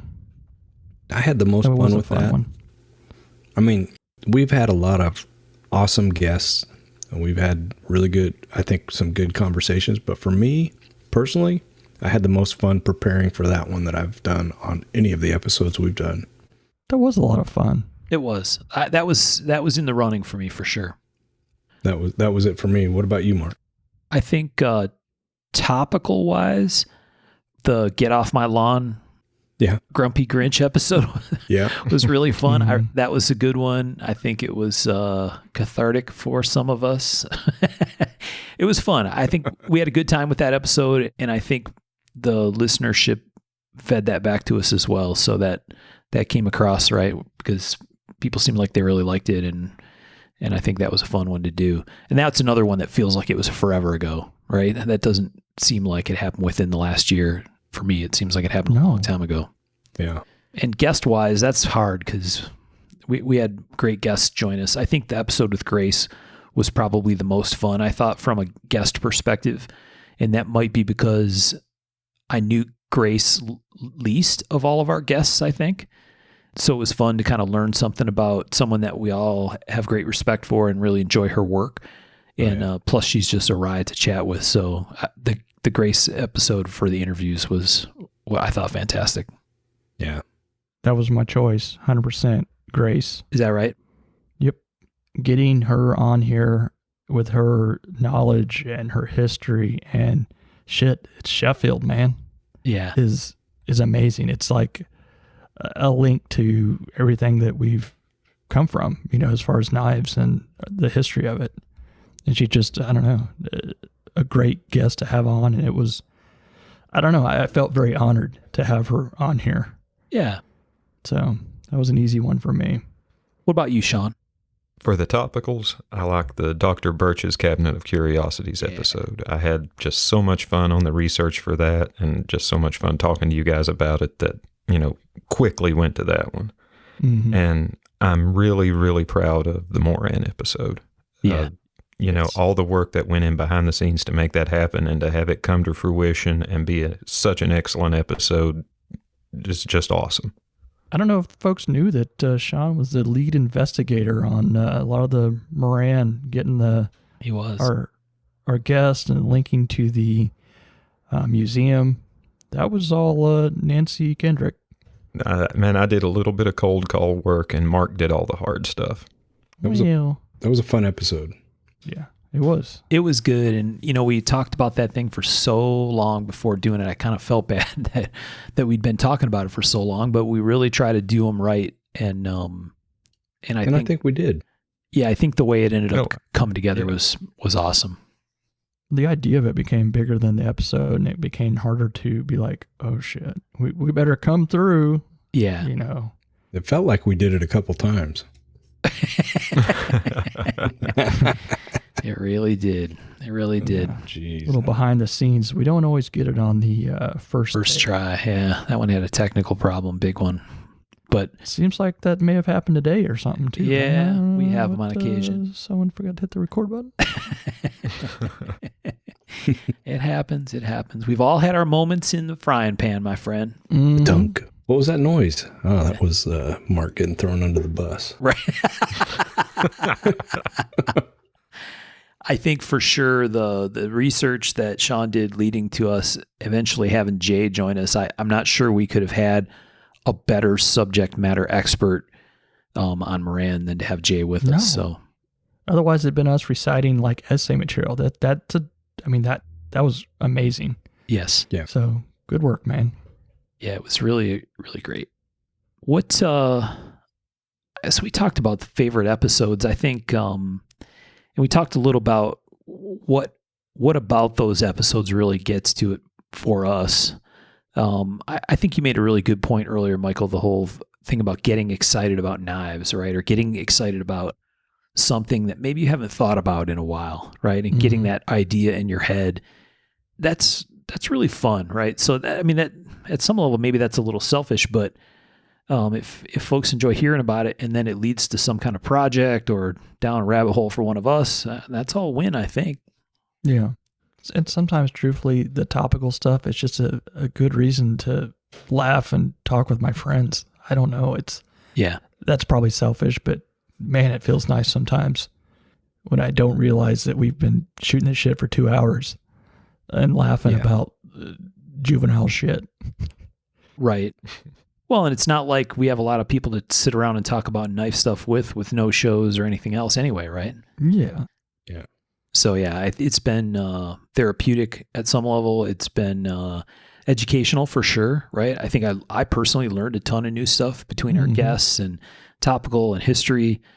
Certainly broadened my horizons, and that's really cool. And like you said, it's just been a whole bunch of fun too. So yeah, sometimes I don't realize how dumb I really am. I think that's me most of the time. As long as nobody tells me, I'm happy. As long as you don't tell me about it, that's all good. all right. I'm depressingly aware of my own idiocy. Yeah.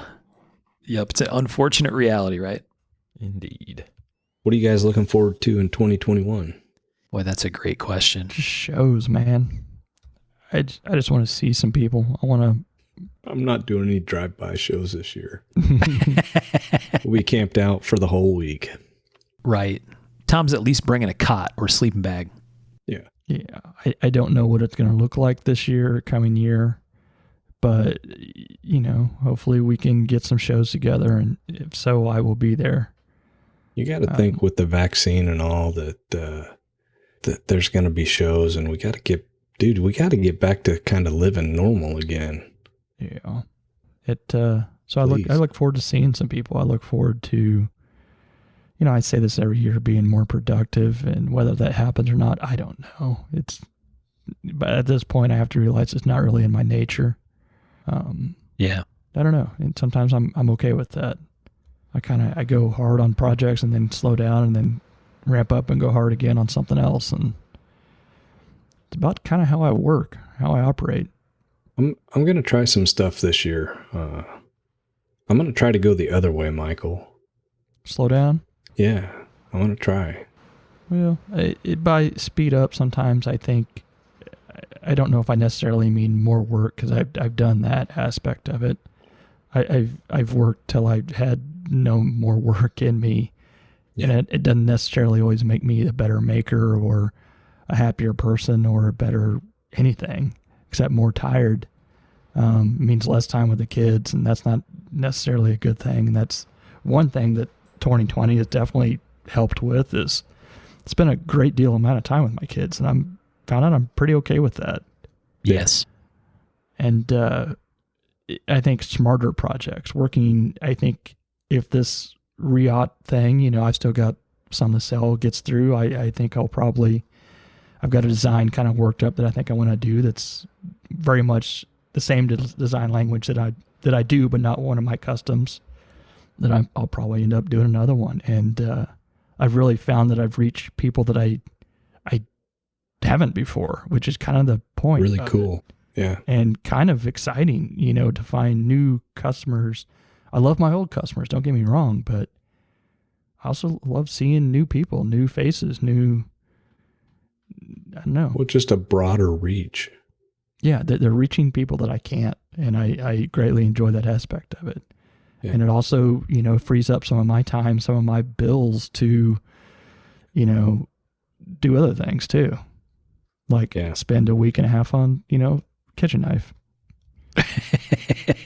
Yeah. Right. So there's aspects that I, as a business, I have to look at as a, what's better for my well-being, mental health, and all that stuff. So it's not always working harder. It's just working better. No, that makes sense. I Tom's point, I'm going to remain hopeful on finding our way to a returned sense of normalcy. I don't know what that's really going to look like. I think that remains to be seen. But I don't want a new normal. I want to go back to the old normal. Well, I don't know if we're going to get that. That's what I'm saying. It does no good to long for an age that has passed. There you go. So, I mean, we'll see how it all unfolds. I want to do it in a smart way, in a safe way, and, you know, we'll get something here, right, where it really impacts people, and sometimes people you wouldn't expect it to impact. And so I hope we can find a smart path to get to something that feels a little more normal. And I think I'm hopeful, and my expectation is when we do get to go back to a show or some kind of get-together or something, right, that we take it a little less for granted. Yeah, absolutely. Yeah. So, you know, and I don't know what that really means. Maybe that's judgmental or something, but I know if I certainly will, right? That, oh, look at that. I'm here with my pals I haven't seen in a long time.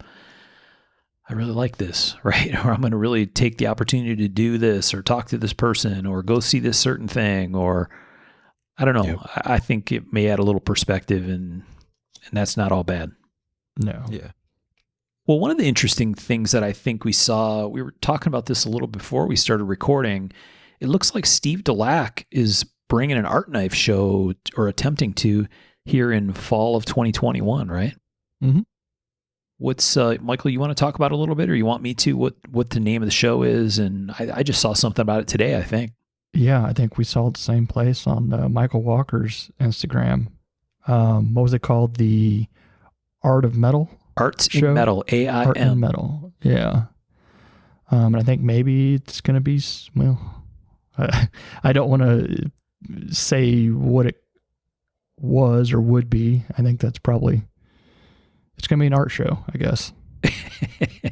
Yeah, an art show maybe that was held in Europe previously. It looks like Steve's taking it over. They got a website for it. And so we'll share the Instagram. What's the Instagram for that?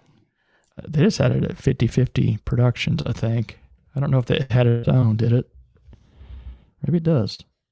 Yeah, so Michael Walker posted about it. It's at Arts in Metal Show on Instagram. ARTSINMETAL show, SHOW, all as one word. So 50/50 Productions. We haven't talked to Steve, so we don't know the whole story. We did see a while back some stuff appeared to be, some people, a number of makers appeared to be parting ways with the AKI show. Mm-hmm. It had changed hands, and it looks like maybe now some of those same folks are lining up on this AIM show. So when we hear more about it, we'll share it with you, I guess. But definitely an interesting development, and something that would be solidly worth looking forward to in September 2021, it looks like, is when they're going to do that. Yeah, good old Nashville. Yeah, Nashville. Check that out. We'll share some info from Steve when we have it, but that would be that's something I'd definitely like to go see. That'd be pretty fantastic, because the lineup of makers is stellar.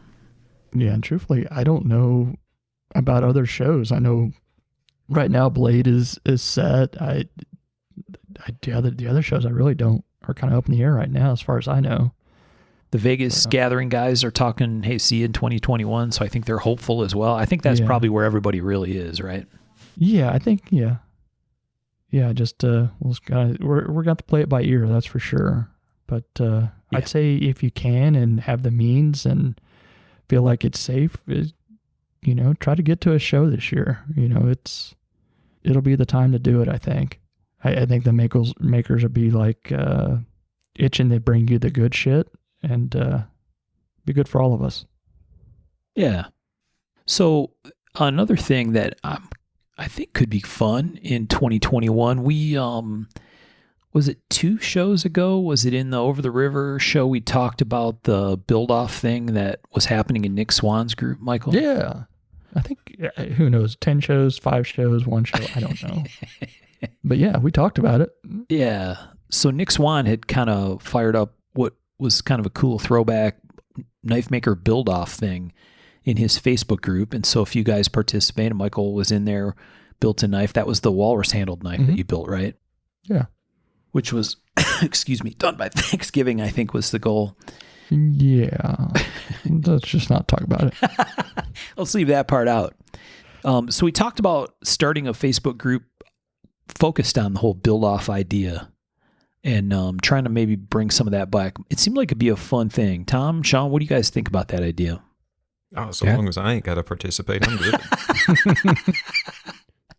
I definitely think it would be fun, especially, that's back to that whole build what you want instead of what you have to thing. If there's time to plan it out and get materials, I think it could be a lot of fun. Yeah. I shot Alan a note because he did a bunch of that in the past to get some feedback from him. So I got to talk to him a little bit more about it. But like you said, something like, okay, coming up in this, a couple weeks or 1 month or whatever, we're going to do this build off and here's the guidelines and here's the deadline and here's what the category is or what the rules are. That seems like it'd be a cool thing. And one, give people a chance to see some cool things, right? Everybody loves to see stuff go together and the process that's involved. I think even the makers, right? Sometimes. Yeah, you got to push yourself. Yeah, flex them knife making pectorals. Yeah, but even seeing what other makers are doing on the same project, I think is pretty cool. Oh, yeah. Not that anybody would steal like technique or process from somebody, but Steal is a difficult. It's an ugly word. It's an ugly word. It'd be fun to see a lot of some of the old school things we used to do come back. I like, trade a design or whatever we called it. Yeah. I got to send Sean a design. I forgot. Pattern swap stuff. Pattern swap. That's what it was. I'll make a note. I made a Les George. Oh.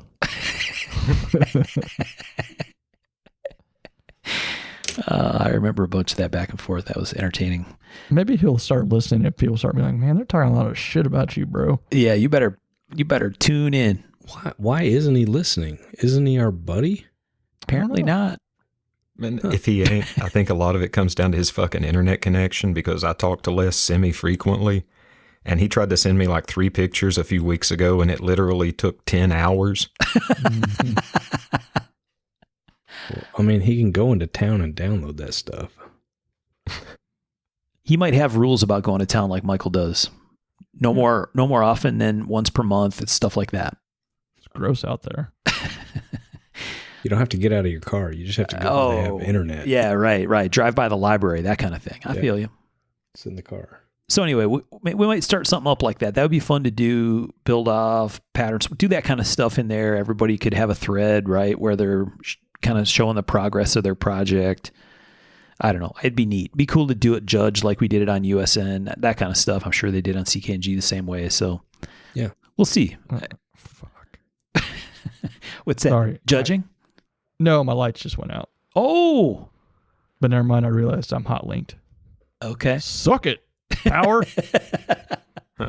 That's Abby flashing the lights. It's time to go home. Yeah, right. So now I'm sitting here in my cold ass shop with my hoodie all around in the dark. In the dark. Oh boy. A little light. This is fantastic. Oh boy. You know what, guys? This was going to be supposed to be my Christmas party. But, Christmas party? Shop Christmas party? Yeah, podcasting instead. Well, you guys asked what day to do it, Wednesday or Tuesday. Mm-hmm. My sister's like, we're having the party on Tuesday. Well, she changed it yesterday, so I missed. Yeah. But it's all good. Oops. I'm just getting tired of my CNC Hasselhoff winning the Employee of the Year award every year. Yeah, exactly. Screw him. We don't need no Christmas party. Porter gets Shop Dog of the Year every year. Best Employee of the Year. You don't have to give him a Christmas bonus or nothing. He's awful quiet, though. Mm-hmm. Doesn't have good conversation, Hasselhoff. No. Hasselhoff. That's not always a down. All right. What about trends, fellas? Where do you think stuff's going to happen? Where do you think things are going in 2021? I hope we see more of this fun stuff. I hope a little more fun in the scene continues. I think you hit the nail on the head right there. I think you're going to see a lot more fun stuff. I don't know if it's because this is where I'm kind of headed. I think you'll see some more fixed blades.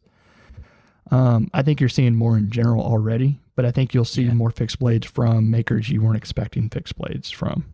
Yep. I don't like that trend.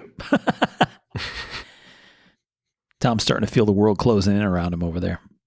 No, it's okay. There's room for more.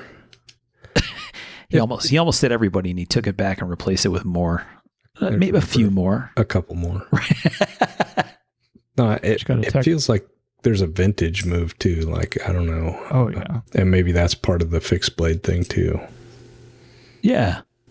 Retro type stuff. Yeah. Throwback stuff. I think it all goes back to nostalgia. I think we all want something that kind of reminds us of why we got into this stuff. And I think, I don't know, it's fun to do and fun to see. I love seeing other makers do it more than I like even doing it myself. Yeah. So I'm like, yeah, he's having fun. Yeah. I like it. I hope we see that too. It'll be interesting to see where the whole folder scene goes, right? It seems like things kind of have migrated more away from flipper stuff and more to thumb openers, right? That's been kind of a flowing trend. And slip joints. And slip joints. Yep. But then you see more slip joints that are made to look like, that are made as frame locks. You still like quite a bit. But I think we're just going to see probably cleaner, smaller knives, if I'm guessing. But who knows? Like I said, I don't know if I'm just looking at one tiny pool of the whole ocean and not seeing the rest of it or not. I think that's one of the things that's difficult for us, and especially on like episodes like this, it's like where we're supposed to like pick out cool stuff, and it's like it's hard to get outside of our little sphere of not sphere of influence, but like our friends and the stuff that we normally see, and it's sometimes hard to do that. And then you see some of these people's work, and it's like, where have they been? But they're there. It's like when you go look for a new car or something, all of a sudden you see that car everywhere. Yeah. You know? Yeah. It's an interesting phenomenon. Well, I think we get stuck in our own circles, our own trends and stuff like that. And we fail to see that there's probably whole communities of other knife makers, other things that are probably doing stuff without any of the connections that we've made. You know what I mean? If that's... Yeah. And this kind of shows when we do these shows and we go looking for these things, I start seeing stuff that I'm like, holy shit, I didn't realize this was out there. And it's my job. Yeah, I mean, when I was trying to make a list of trends, all I could come up with was, I have no friggin' clue. I don't know how this whole screwed up, shitty year is going to affect everybody. You know, how many of these guys who haven't got out and seen anybody have just gone into their own heads, and they're going to come out with shit that nobody's expecting. Yep. But now I got to agree with the fixed blade thing too. People are really going crazy for fixed blades again, and it just seems to not be losing any steam. Yeah. Right. Only growing. Mm-hmm. Yes. Yeah. I think that's a really good point, Sean. You're going to see some stuff probably come out of that from people being inside their heads a little deeper. And, I think, Michael, the realization of how big the overall picture is for this stuff is a little bit baffling, right? It's kind of mind-boggling. And I think some of that is because we, at least for me, right, came from that USN kind of situation or the forum situation where it's like, okay, this forum is the universe of stuff I care about. It's not the universe of everything, but it's the universe of what I care about. And then when we kind of moved away from that into social media, I think was coincident with this enormous explosion of other stuff happening, right? And not, I'm sure a lot of it was there before, but I think they were somewhat aligned. And then, okay, we move out of this forum scene where you have this, edge of the known universe thing, and then it blows up, and it blows up off in a place that you never even thought to look. And when you do look, it's like, holy shit, there is a ton of stuff out there. And some what looked like great makers that I just never even heard of before, right? And I don't even know how I would find them unless I just stumble across them. Yeah, I don't know. Great, looks like clean stuff with lots of followers, and you're like, it's very strange. It feels like maybe we've been on an island, because one thing that really opened my eyes was, when the Instagram stuff kind of hit, there was a guy that was like doing a lot of Instagram stuff, and he was like, oh shit, there's groups on Facebook too. And I was like, holy shit, you didn't realize that? I mean, that's right. I don't know. Yeah, really weird. Yeah. All right. Well, yeah, we don't really know where it's going to go, I guess, but I agree that the fixed blade thing will be really interesting, and I think it'll be fun to see because seeing some of the guys that kind of went direct to folder dial it the other direction and make some of those shapes and patterns and evolve them into some cool fixed blade designs. Like you said, Sean, I think we're going to see some really cool stuff come out of it. I hope. Either way, there's no matter how you look at it, as a collector or a buyer or whatever you are, this is the greatest time in ever to enjoy knives. There's so many out there. Yeah. But I mean, the problem is that you also have to do your homework more. I mean, that it becomes a little bit harder to find the guys that have good feedback and stuff like that. But man, it's definitely the buyer's market right now. Yeah, for sure. But I don't like all this attention on some of these older antique fun knives, though. Need to calm that shit down. True. Driving the prices up, making them hard to find. Mm-hmm. Who the fuck's responsible for that? Yeah. Yeah. I really want a Woots piece. Oh, man. One of the antique spots I follow on Instagram put up a full-on Woot sword the other day that was just so beautiful. Ah, fuck. I wish I remember which one it was. Because, I mean, it was like a large sword, like a large kind of killage type saber. I think I know what you're talking about. Just a shit pot full of Woot steel in one place and just so aggressive and well done. Very cool. Yeah. The want is strong. All right. Season 4. So that's kind of weird to say out loud, right? 4 seasons of this thing. Mm-hmm. So we started this in November of 2017, I think. Does that sound right? 18, 19, 20. Yeah. So 4th season coming up. Wow. Which is kind of wild.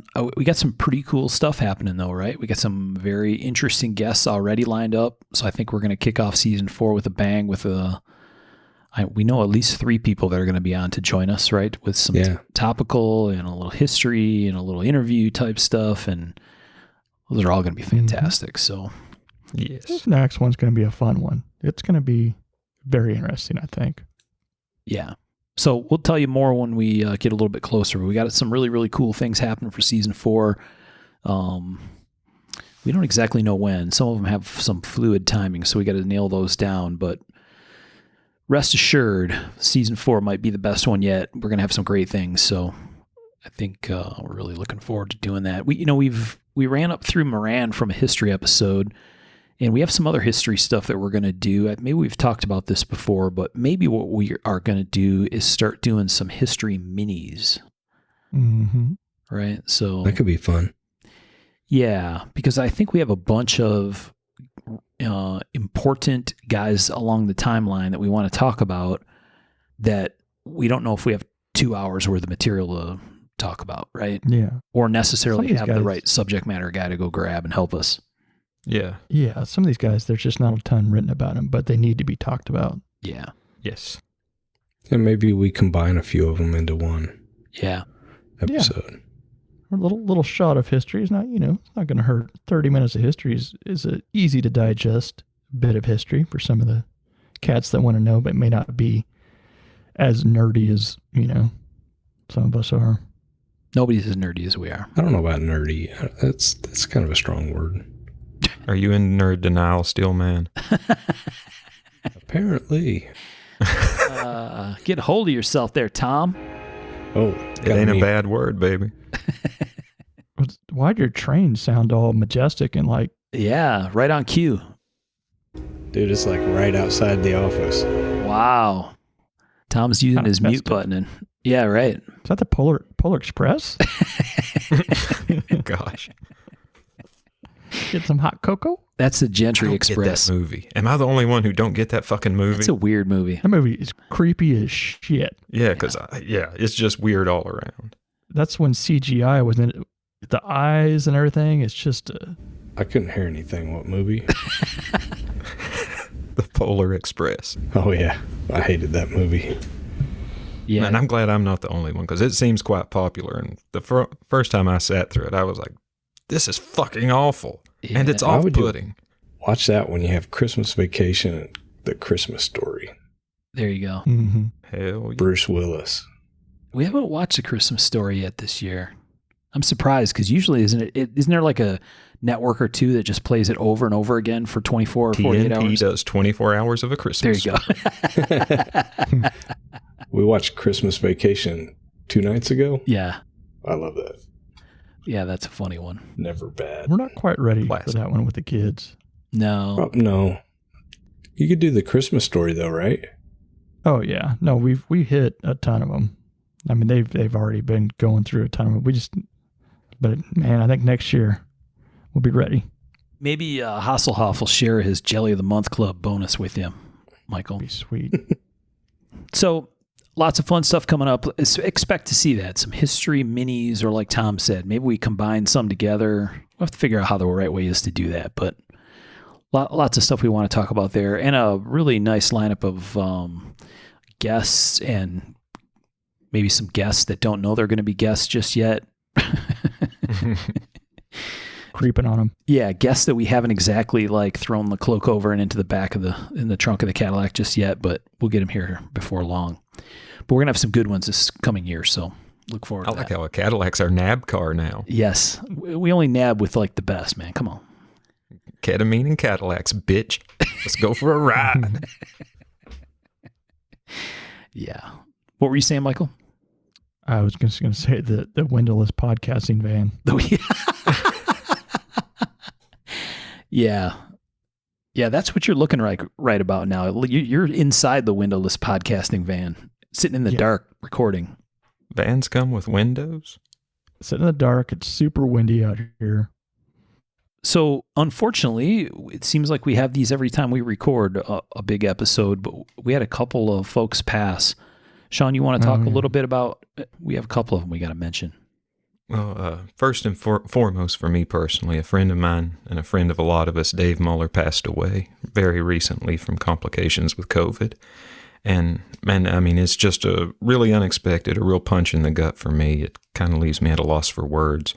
And if everybody could just keep his family in their thoughts and prayers, and, you know, maybe give your kids a bigger hug tonight and let them know you love them.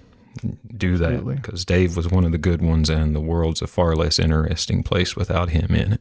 We're all lessened by his, being removed from our lives. No doubt. Big dude, big heart. Yeah. And then knife maker Jim Siska also passed away recently, and Jim was a phenomenal knife maker, part of the old guard, really had his own strong, unique style, and from what I could tell, a maker's maker. And rest in peace, sir. You will be missed also. Yep, for sure. Absolutely. Very inspirational. I hope we get to very. a time we're having less of these at the end of the shows. Yeah, I hope so too. I don't know. It was just heart-wrenching yesterday to hear about Dave. It just, I don't know, man. Be safe out there, everyone. And like Sean said, hug your kids, hug your family. Enjoy it. Yep, for sure. And, it's like Sean said, kind of the 1-2 punch, right? Someone that we knew, and then someone who we actually even talked about recently, right? In the picks episode here for, I think the holiday gifts pick, Jim Siska was one of the ones we pointed out and talked about, whose grinds and work, you could pick it out of a lineup, right? Very distinct style. And, so it's realistic, but disheartening to lose some of these guys, right? That are building blocks, right? Foundation guys in the modern scene. And whether it's personal or kind of these, I don't know, I'm going to call Jim Siska legendary, significant. Absolutely legendary. No, well, I mean, his style of grinding, for the longest time, I thought of it as a Siska grind. Yeah. Mm-hmm. Yep. Yeah, very iconic. So rest in peace, gentlemen. Yes. I think that's it, fellas. We've been rambling as usual. A bunch of chatty Cathys up in here. How long we go this time? I don't know, 2:15, something like that. Ooh. So lots to look forward to with season 4. Lots of interesting stuff happened in 2020, in spite of it being a generally dumpster fire of a year. So we're looking forward to it. Thanks everybody for coming along the journey with us. We appreciate it. Thanks, everyone. Yeah, thank you guys very much. Thanks, everyone. Thanks for listening, and we'll talk to you next time. And Happy New Year!